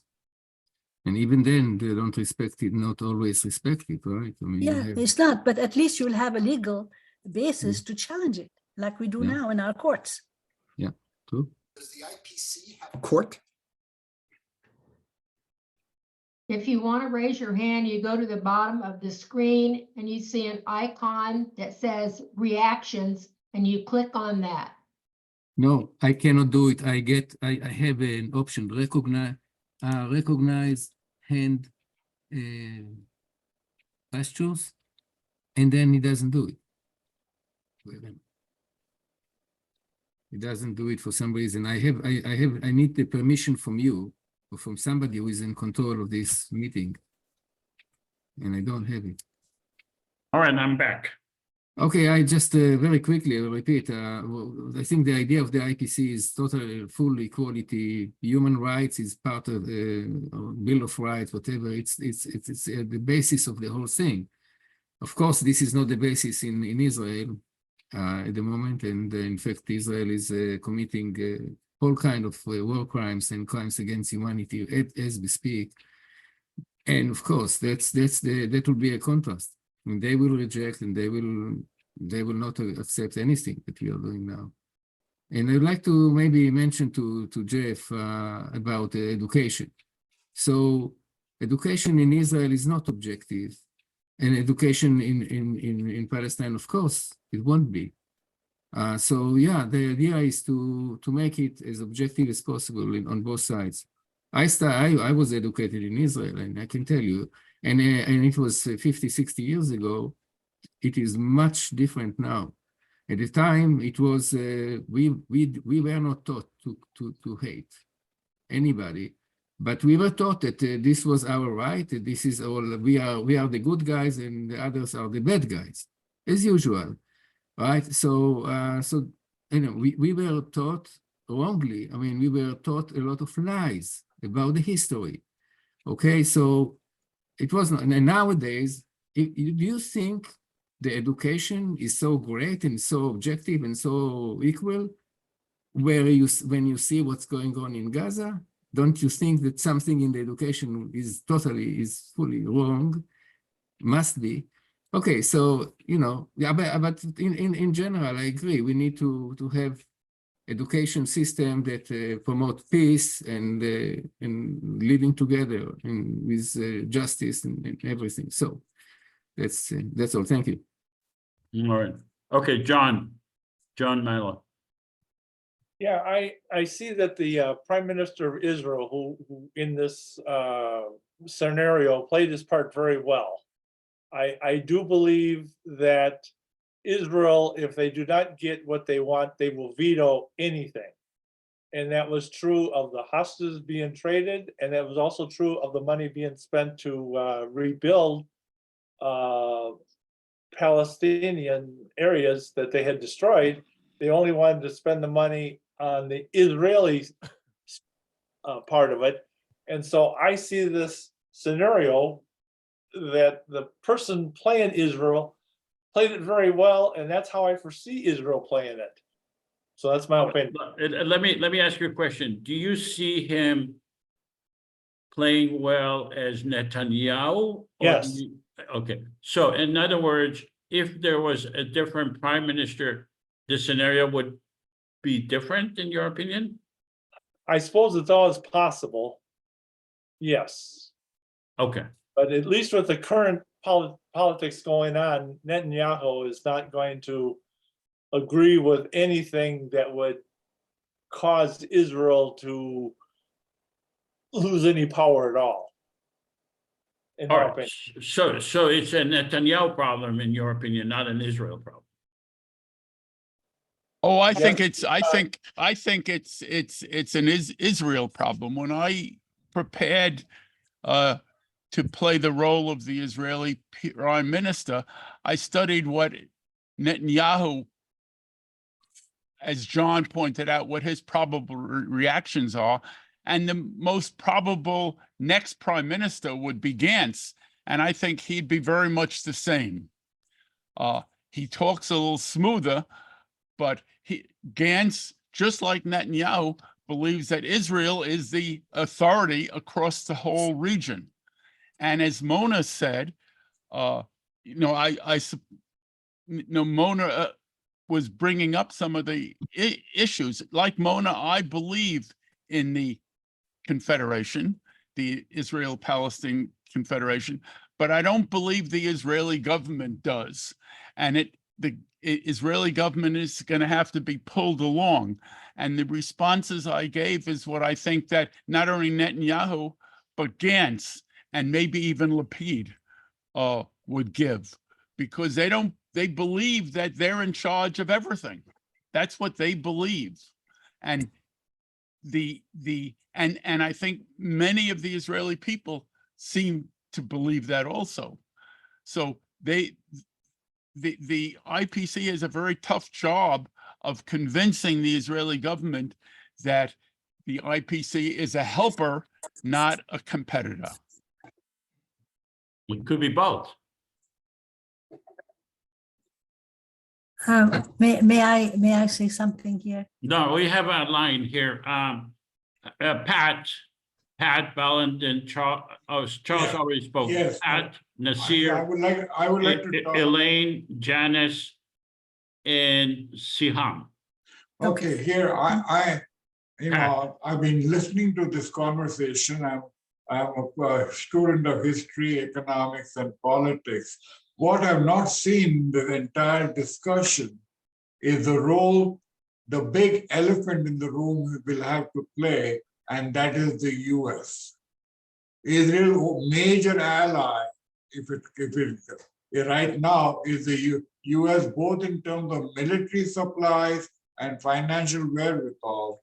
And I'm afraid that is if that goes away, Israel does not have many friends in the world right now, for whatever reason. We can all discuss about what went wrong, what Hamas did, what Palestine. We can talk endlessly, but the point of the matter is, money talks, bullshit walks. And if the financial Israel, as one of the slides mentioned, $3 billion a week is being spent on the war. How long can Israel sustain that? So, Pat, the question to you is, if these assumptions are achieved and we have 5 million voters, will the IPC be able to put pressure on the US government, the US president, to give some money to the reestablishment of Gaza? I think two things will make the current Israeli government of Netanyahu, or whoever the successor could be, come to the negotiating table.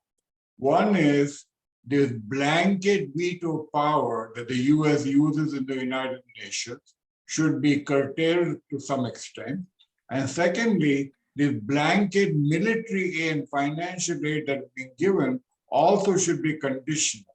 The blank check approach is only giving the Israelis the power to do whatever they want. I'm not in any way defending what Hamas did.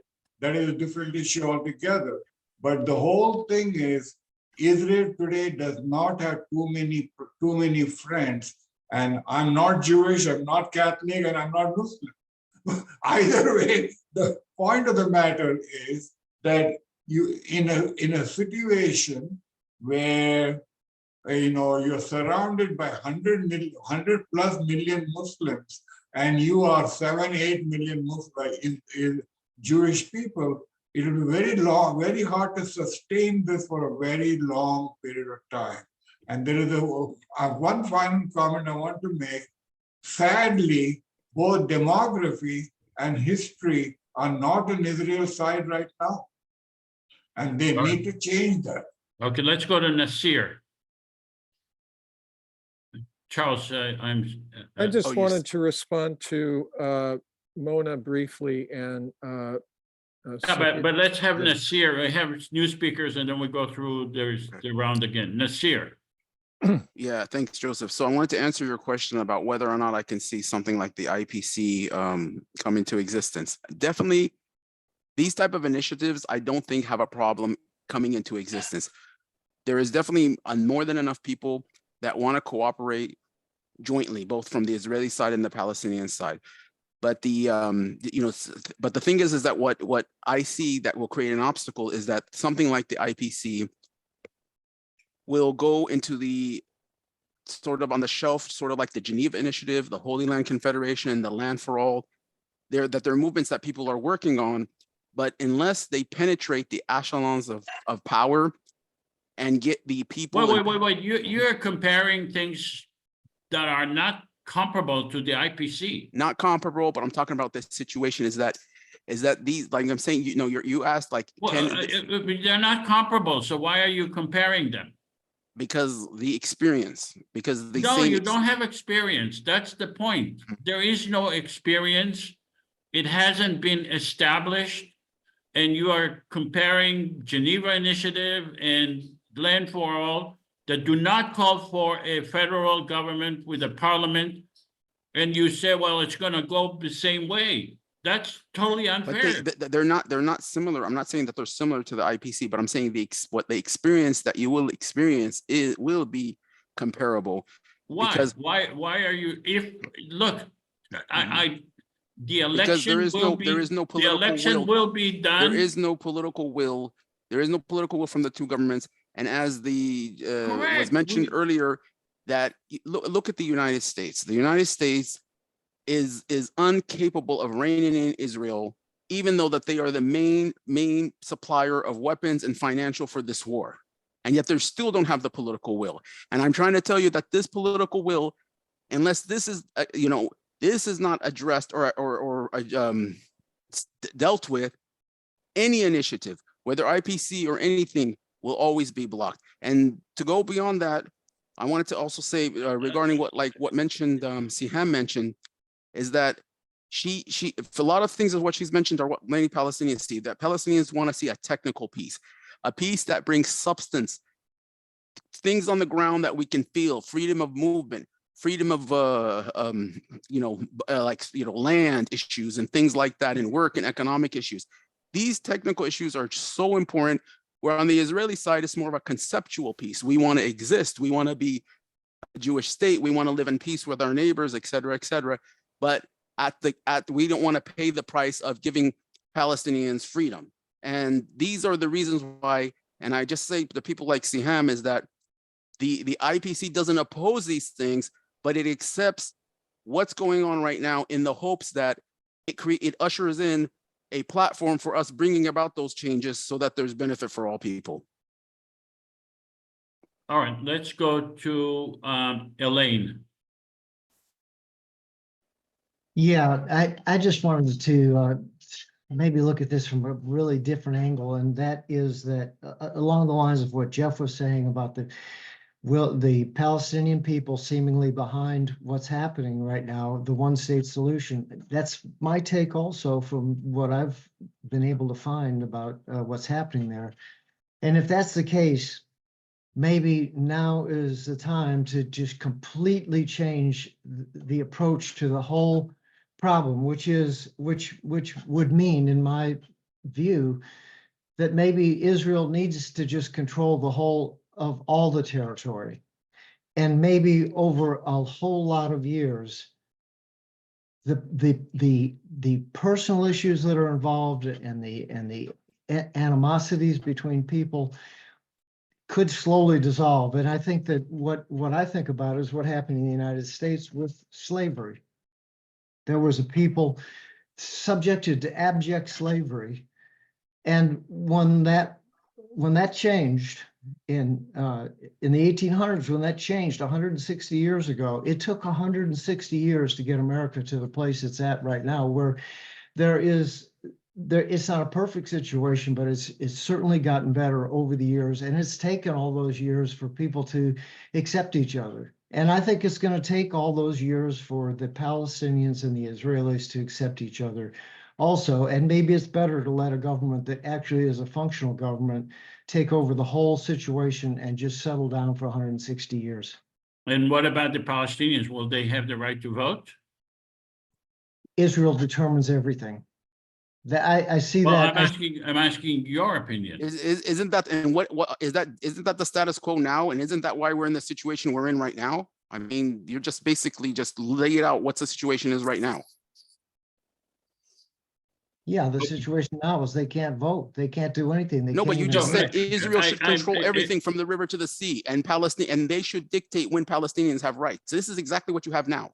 So what's the difference between what you have now, which has led us to this war, versus what you're proposing? I'm proposing exactly what's going on right now, because that's what's going on. Oh, that's great. And it's going great so far. Okay. All right, let's go to Janice. Hi, Janice. Hello. I am going back to a previous point, although I have all kinds of ideas about the present discussion. But back when someone was saying that the IPC should require that both Israel and Palestine acknowledge the humanity and the human rights of the other side. And in my character as a legislator in this body, I would like to propose a resolution that says all human beings have the same human rights, and calling upon both Israel and Palestine to affirm this. Oh, we have that. We have that in one of the legislation. Okay, It should be in the We have that. constitution. We just didn't introduce it today because we are limited by time, but we do have that. We should have it in the constitution. Okay, let's go to Samir.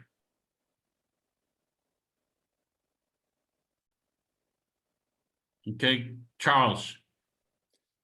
I just wanted to respond to Mona's, oh, Samir is back. He's back. Yeah. Okay. Let Yes, me Samir. speak. Okay. Hi. Hi, everybody. Already.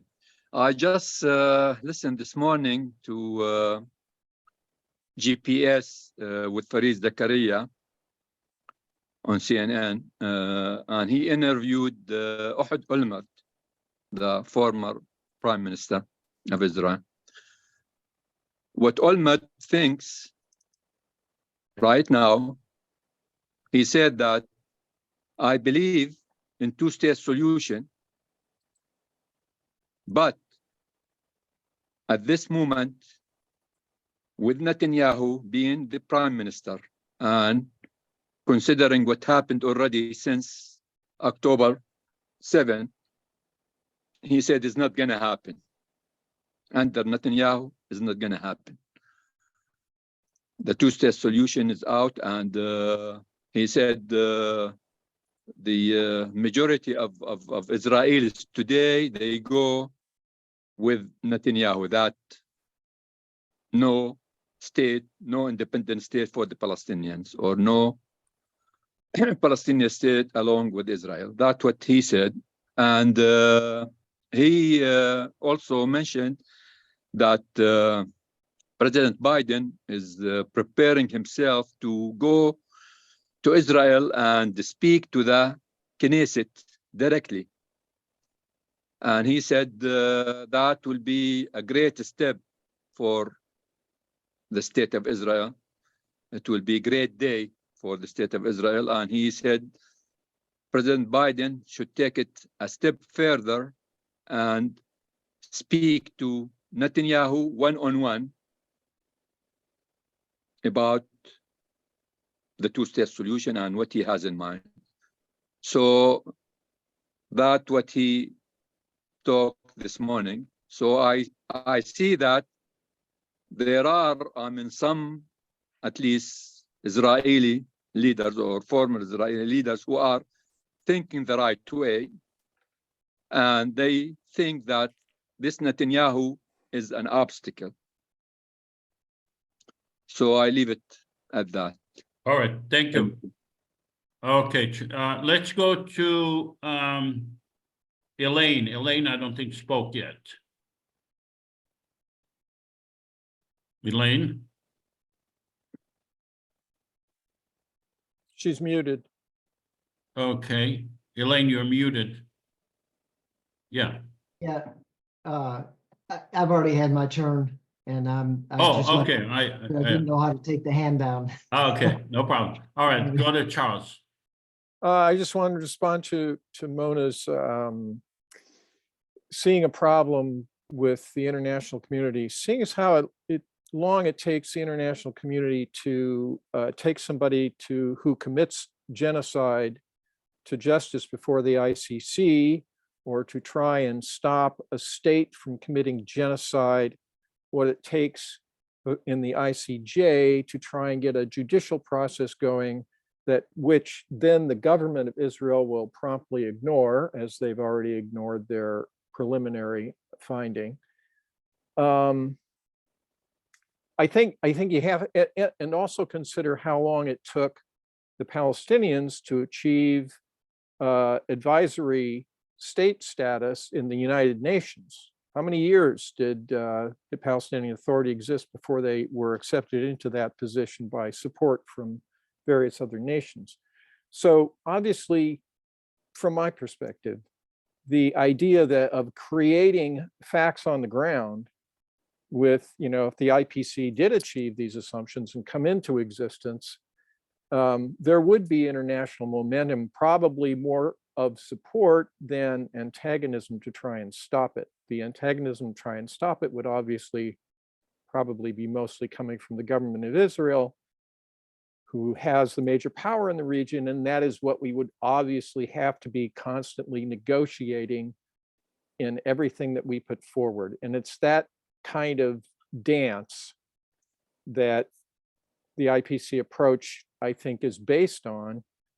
Now, the current situation maybe totally turns that up in the air. It's Israel as a state is becoming delegitimized in front of the entire international community, and I'm going to say myths, if one wants to refer to like Ian Poppy's latest book, The 10 Myths About Israel, that it's based on, that we're surrounded by hostile powers, if we don't constantly keep these people that under military occupation will be attacked, et cetera, et cetera. They've revealed themselves to be no more moral than those they take their adversaries to be in front of the entire international community. And that support for Israel which basically is kind of a racist idea coming from the West, is dissolving before our eyes. So that may create another possibility that we don't see for something more dramatic and faster. But I see the IPC as a bridge, and I would like to hear your thoughts about that. I also would like to respond to Mona, and I brought this a slide that explains what I'm about to say. See, Israel received legitimacy from the United Nations in 1947 for a two-state solution. But Israel never received legitimacy to occupy the Palestinians. In fact, it received legitimacy for a separate state. It never received legitimacy to occupy the Palestinians in the West Bank and in Gaza. It never received legitimacy in terms of election from the people of Palestine. So Israel exceeded its legitimacy now for over since 1967, and therefore Israel does not have UN recognition of its government under the area that it controls, and therefore lost legitimacy. The Palestinians also do not have, the Palestinian governments also do not have legitimacy because they have not been elected by the people of the Palestinian people in the West Bank and Gaza now for 16 years. So the idea that even if we conduct an election for the people of Israel and Palestine, and even if we give the people of Israel and Palestine fair and equal right to vote, somehow this government, this common government, will be the only illegitimate government which will be declared illegitimate government by governments that are themselves illegitimate. So what I am saying is this common federal government could be created whether Israel or the Palestinians agree to it or not, and it could seek legitimacy from the United Nations for the whole area. And I have a sense that the United Nations will give it legitimacy because it's voting time and time again for the rights of the Palestinians. And I don't see the United States, that has been a failure in Israel-Palestine, vetoing this legislation. So that's my response to Mona's claim about legitimacy of the government. I'll let Mona respond. Yeah, again, I mean, I wasn't saying that this is a lethal flaw. I'm just saying in order to succeed, you would need to address that fundamental point. Okay. And I do believe that it's not just a question of the merit of the idea, but you need to make it viable in the real world, not just hypothetically. So the timing of any effort vis-a-vis the UN or the international community would depend on putting assumptions, and I agree 100% with Charles, putting facts on the ground. Get half of the Palestinians to endorse the concept. Okay. Get half of the Israelis to endorse the concept. Then you will have the viability, the legitimacy to speak on behalf Israelis and Palestinians as a confederation and make a bid for international recognition. But it Okay. cannot be while it's still at the conceptual stage and still at the hypothetical stage. But we need to work towards that. And Yeah. part of our plan, part of our vision has to include how do we win that international recognition and ensure that international legitimacy. Totally agree. Totally agree. Totally agree with you. All right, let's go to Sean and then Tony. Sean. Hi, Joseph. Hi. I have a question for you. This is regarding money to the IPC. We're working in favor of Israel and Palestine, right? But what happens if Israel will fund you their money to speak in favor for Israel, and they fund you their money to pass a law that works in favor of Israel, not the Palestinian, or vice versa, or Palestinian funds you money to work in favor of them? Like, all I'm saying is that you think they can bribe the IPC to do what like. I'll give you an example. You have someone here who talks on behalf of making equality, but then Israeli will come and pay him, contribute money to him, like $30 million to speak on behalf of Israel. So he all of a sudden talks about, oh, Israel's right to defend itself, oh, Israel's right to self-determination. Like, all of a sudden he was a human rights thing. Now all of a sudden he's changed to an Israeli activist, right? Because he was funded by Israel to speak on behalf of Israel's favor.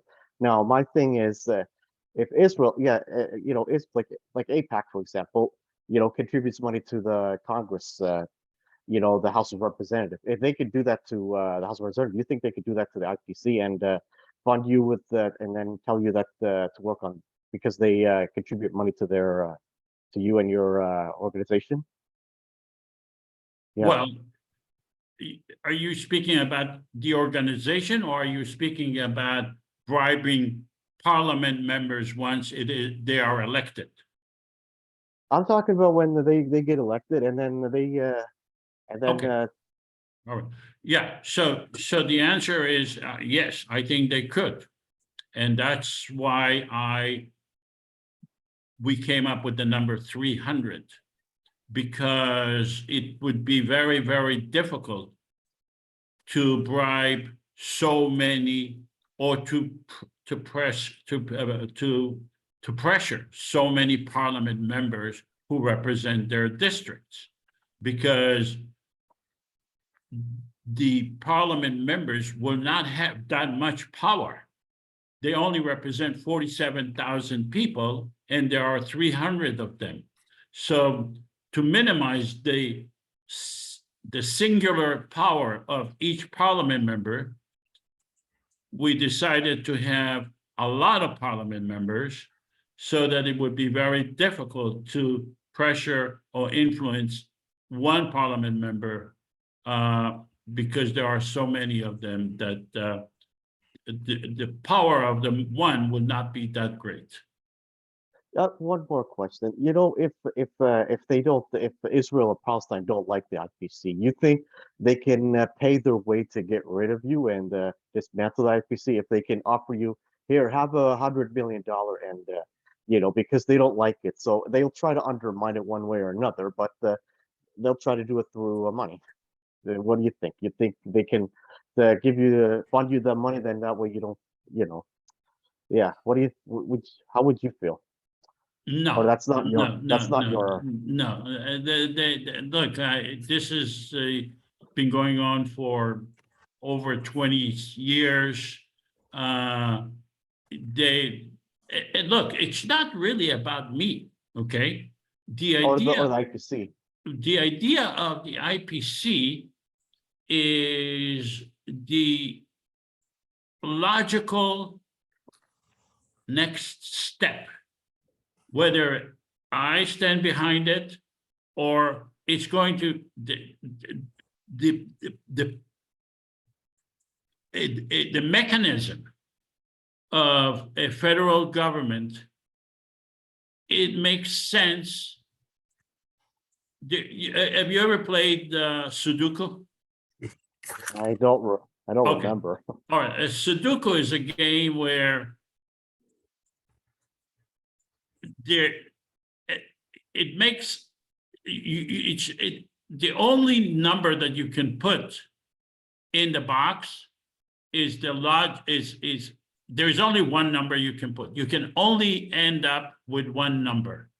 And I believe the IPC is the ultimate solution. They're going to get to it whether or not it's me or someone else. I have a lot of experience as a lawyer dealing with conflicts, tremendous amount of experience. I represented thousands and thousands of people. And at the end of the day, when it comes to a resolution, there is a path that eventually all sides are going to get to it. The question is, do you see the path at the beginning or do you see it later on? And I think that this path that we are proposing here, eventually they are going to get to it, whether I'm in the picture or not. So I hope we answered your question. Can I just jump in, Yes. Joseph? It's Yeah. not polite of me. Will you let me jump in? Sure, go Joseph? ahead. Okay, I'd like to respond to what Sean said. Sean, you have an excellent point. I live in the most corrupt country in Europe, and corruption is an obstacle to any kind of progress whatsoever. Since other countries have joined the EU, Italy is sort of on a par. They are now on several of them are just as corrupt for certain types of corruption. It's an immense problem. As long as we have these offshore places where people can, fund the bribes, it's difficult. The magistrates in Italy are working, 24 hours a day trying to monitor and fight corruption. And we had a very, very corrupt prime minister who was called Berlusconi, and Netanyahu followed the Berlusconi book. He then added a few chapters, or perhaps, added a whole new series, shall we say, but very, very like Berlusconi. So I agree with Sean, there has to be a monitoring system to prevent corruption, and that costs money. And also our, international economy, these offshore places, with, nameless accounts. How do you trace where this money goes? How do you find it? It is a huge problem. Sean has a very, very good point. Thank you, I finished. Sorry for interrupting you. All right. Okay, let's go to Tony. Yeah, I was just responding kind of to Mona's questions earlier, and I've been sitting in on these for quite some time, and I'm really impressed with a lot of guests that are invited. And I know part of this is to try to spread the word, spread the influence and the awareness of this possibility. Right. But I wonder about, you maybe already thought of this long ago, Joseph, but what if the guest list were fine-tuned a little bit more towards political figures from the United States, Britain, EU, Israel, Palestinian Authority, and so on? Is it possible that we could start targeting some people with actual power to start to influence the recognition of this movement? Well, Tony, let me tell you, I am sending many, many invitations by email and mail to political leaders all over the world. Hundreds and if not thousands of invitations, okay? They are afraid to come up with a solution other than what their government already decided. I wish the one person who responded and said that he possibly may want to come is Tony. Olivia, what's the name of the Prime Minister of Israel? Tony Blair. Tony Blair. Okay. Tony Blair is toying with the idea, but hasn't made up his mind. I met with George Mitchell. Okay. Let me show you a picture of me and him in his office. I met with him. And I can tell you that he, in my opinion, he loves the idea. He was a Barack Obama's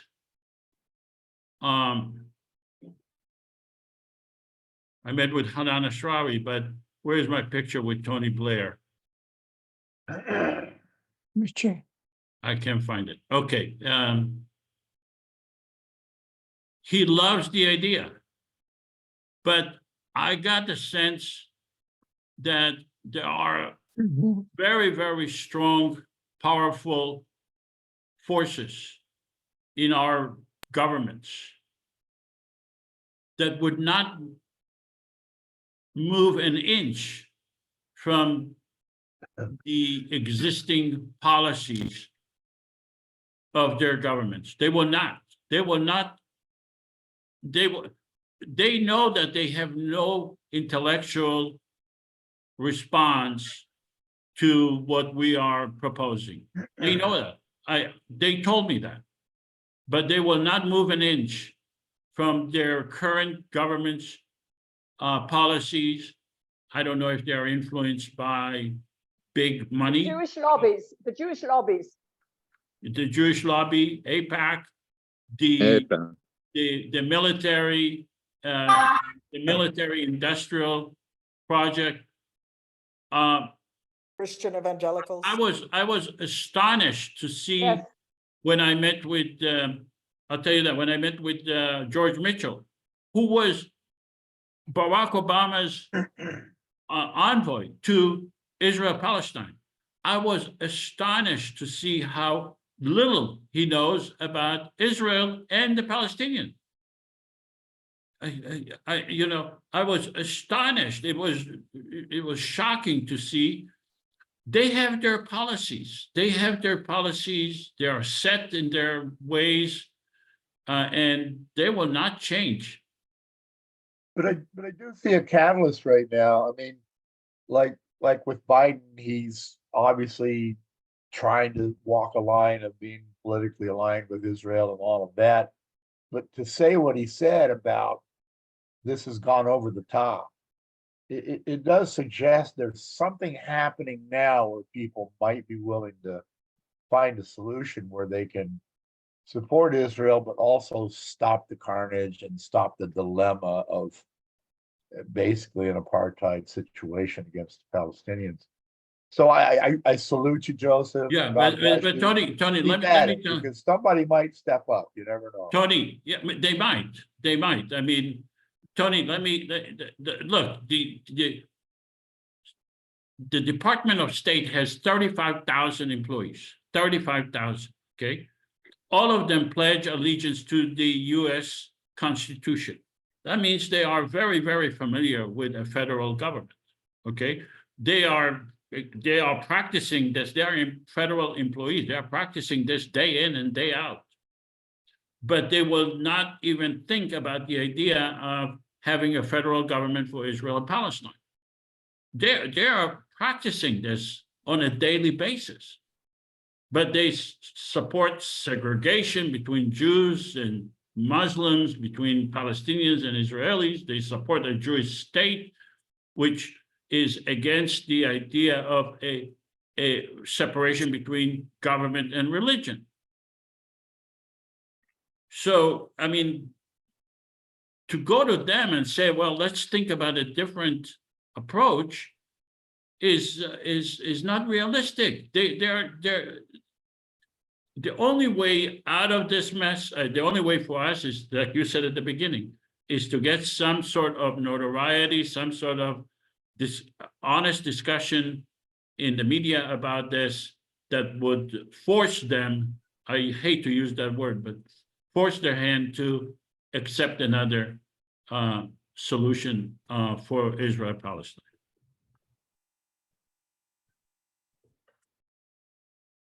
Joseph, I've had my hand up, but I'm not sure if I'm next. Okay, yeah, please do, Mona. I wanted to talk about something that was stated earlier, but I want to just quickly respond to what you're saying. The timing is key, because if you get attention too early, that could kill the idea. If the concept is not viable with sufficient support on both sides of the 67 Green Line amongst Israelis and Palestinians, then the idea will be killed. So we don't want that notoriety prematurely either. We want to make sure we have the viability before we get the attention.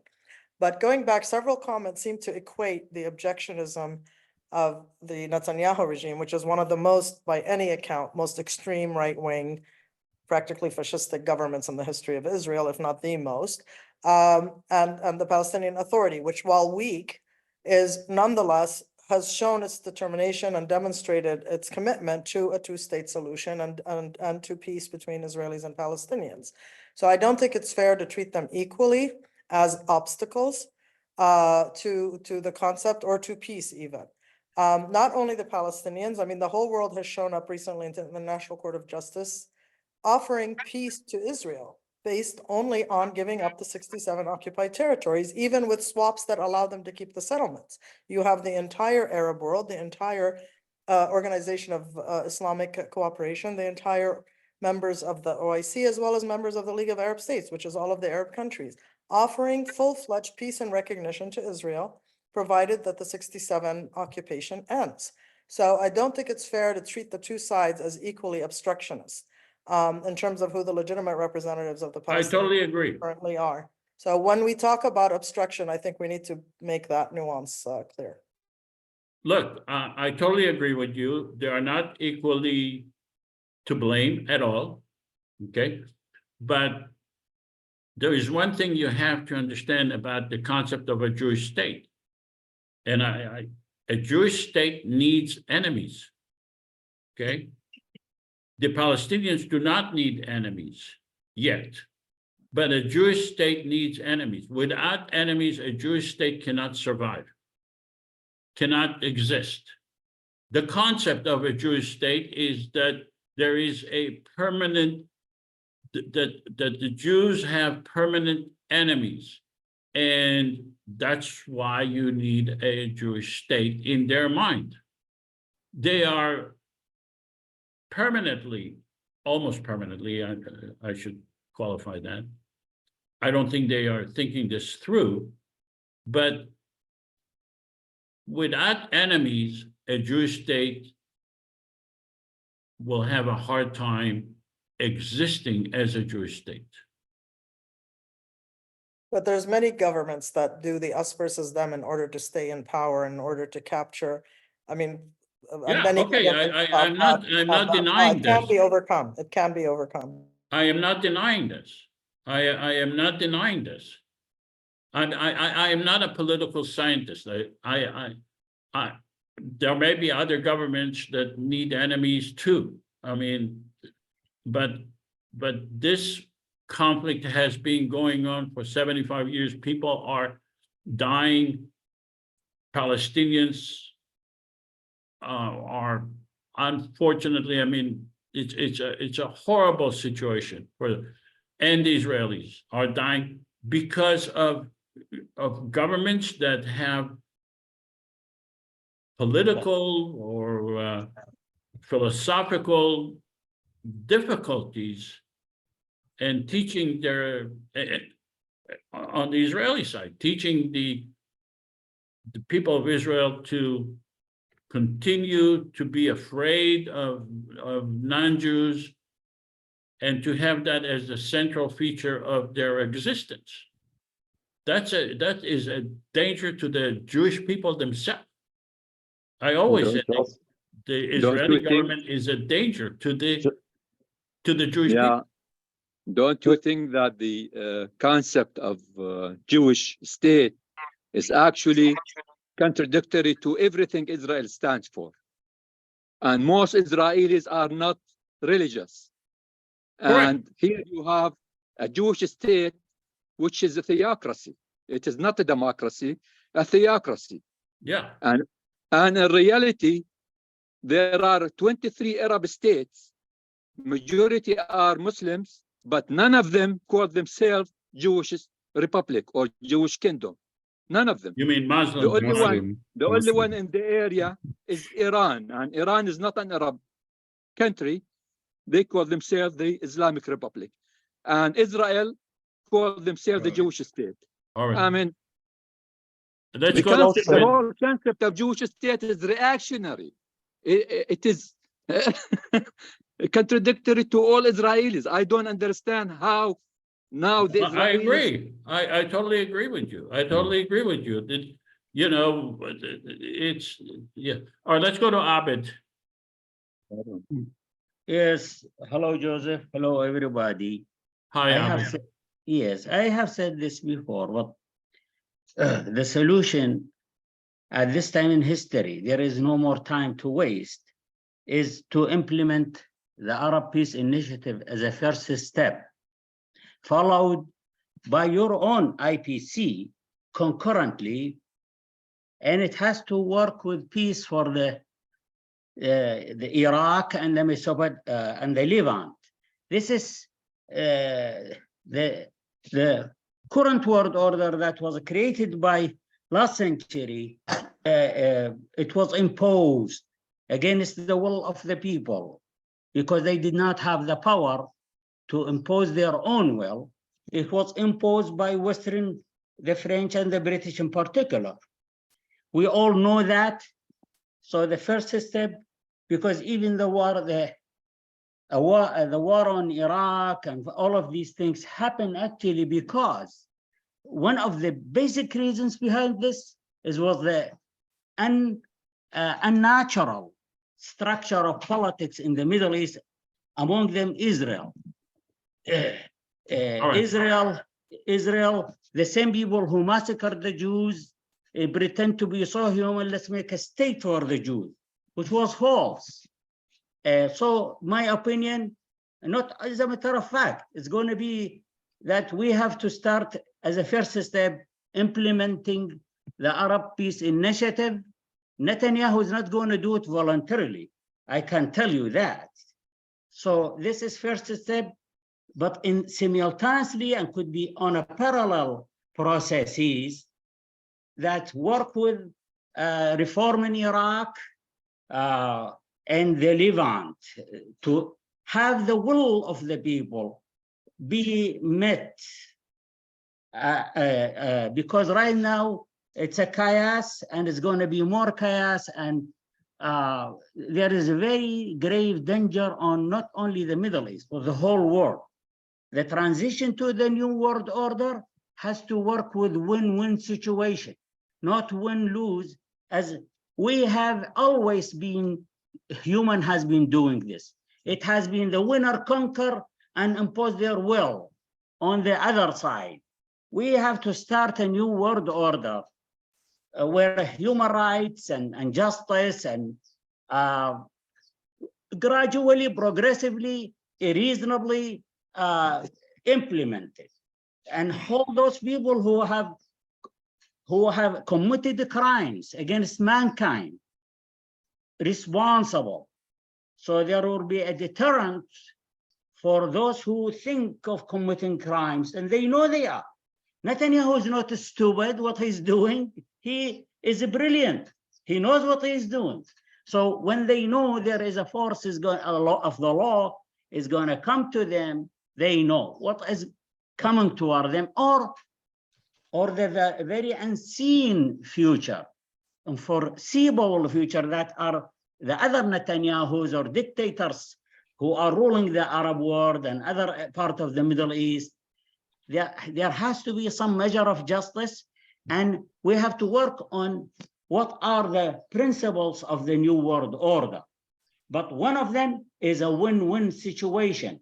It's Right. not win-lose. Right. Okay, I'm gonna give the concluding words to Sean. Did you want to say something? Yes, one more thing. I'll make it short. I just compared to your remarks, what you said 5 minutes ago. You mentioned that if Israel doesn't have enemy, there's no Jewish state, right? You said that. Yes, yeah, generally, But yes. but you know what? There's I'm sure I've already told you this before about those people, those smear campaign who attack people if they criticize Israel. And then you say that Israel needs to have a Jewish state. They're going to come and attack you and say that you're making Israeli conspiracy and tell you that you're off the line. How do you respond to these people who come and say these things to you? Yeah, that it's a conspiracy. I mean, look at the last 75 years. It's war upon war upon war upon war, and people are dying, and they're bringing more soldiers to die, and they forgot the old soldiers. All right. Look at the facts. Look at the facts. The fact is that Ben-Gurion said he's going to have a constitution by October 1st, 1948. There is no constitution because he realized that a constitution would be the end of Israel as a Jewish state. So they didn't come up with a constitution. So, I mean, they are coming after me all the time. They're calling me all kind of names, but they're not dealing with what I am saying. They're only attacking me on a personal level. Okay, let's go to give the concluding remarks to Jeff and to Mona. Siham is also raised a hand. Siham, you wanted to say something? Go ahead. Yes, I do want to say something. I want to say that, I want to go back to the Hamas October 7th attack. The US has vetoed 89 Security Council resolutions since 1945, 33 pertaining to the Israeli occupation of Palestinian territories, and then the rest, the country's treatment of the Palestinian people. We Palestinians have gone to the United Nations seeking justice, and they have been denied 89 times. 89 times. And then when they attack, violently, like Hamas did, which is a terrible thing. I do not condone what Hamas has done, killing children and raping women and destroying stuff. But I just want to say that, the Palestinians have tried, to speak to the community, United Nations authority, and they have been denied again and again and again. And then with the human rights that I was talking about. That's because the Palestinians do not have a political, that's why I'm proposing a common federal government to have the political power, to have the capital, the political capital, to demand that the Palestinian issues will be discussed. Yeah, but even though, the Palestinians are a state recognized as the papal state. The Pope is a state in the United Nations. He does not vote. Right. Palestine is the same kind of state, and it's recognized by over 131 countries. But the United States can start doing that, can start recognizing the Palestinian state, can do such a thing. In Israel can provide equal rights, can stop discrimination, can end checkpoints, end house demolition, end free restriction on the freedom of movement, and the attacks on the camps. Recognize the Palestinian state. That this is a beginning for your federal state. Then there will be seriousness. People will see that Israel is serious about making a federal government and together. So you set the stage. First, you have to set the stage. You have to remove the bitterness. You have to remove the inequality. Thank you. All right, let's go to Jeff and to Mona. Give you your final thoughts. We are here 2.5 hours, so we need to conclude. Jeff, if you want to say your thank you. I'm a big supporter of the Israeli-Palestinian Confederation, but the fact is that Israel has a lot of power there, and Israel, my understanding of the Israeli government and the Israeli people, they will the IPC, they will not accept the IPC just because it gets a lot of votes. There's gonna have to be many years of negotiation where it somehow worked out between the two. And other people have said the same thing. And that's my understanding of how Israel will react to the IPC, even if it has the votes and even if it has the UN saying it's in charge. Thank you. So a question for you. Let's say you're speculating that the Israelis will not accept the IPC, even if it gets a lot of vote. But what That's if it correct. what if it gets also funding? Well, it depends how the funding goes. I don't know how that. I haven't thought about that issue. Okay, let's go. But the IPC is going to have to wedge its way into the political situation between the river and the sea, where right now Israel is in almost complete control. They're going to have to and wedge. also in huge trouble. But let's go to. Well, that's true, but they're in charge, even though they're in trouble. They are physically in charge, but they have huge political and economic and security issues that they are, in my opinion, not able to handle. I agree. Yeah, let's go to Mona. Mona, you want to make sure your concluding remarks? Am I making them as Mona or as president of Palestine? As Mona. Indeed. Yeah, no, again, we applaud the concept, we applaud the vision, we aspire. I think what we need to end on is a positive note. I think it's quite common to be disappointed or depressed or to give up because of the current state of affairs. In light of the crisis, the war, the potential genocide, people tend to rally around the flags. The Israelis are going to rally around their government. The Palestinians are going to rally around those that they see are fighting for them, even if the means by which they are fighting are reprehensible. But when there is a light, as many countries are now trying to create a light at the end of the tunnel, where there's a way out of this horrific nightmare, this hell on earth, frankly, there's no other word for it, with the tens of thousands of people dying and hundreds of thousands potentially dying from famine. The world pendulum has shifted away from the principles of power to the power of principles. And there is, I think, a horizon. Could you explain that? I never heard that before. What does it mean from the? It's mine. Before it was the power of Israel, the power of its ally, the United States.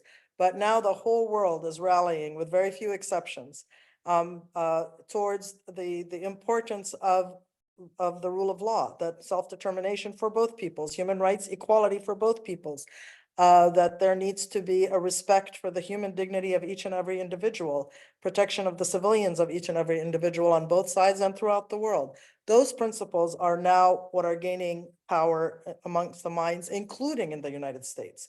And until the horrible events of 7 October, hundreds of thousands of Israelis were marching against this fascist regime in Israel, against Netanyahu, against the extremists that are currently carrying out this extremist policy, both inside the country, trying to destroy democracy and judiciary within Israel, as well as across the border with its Palestinian neighbors.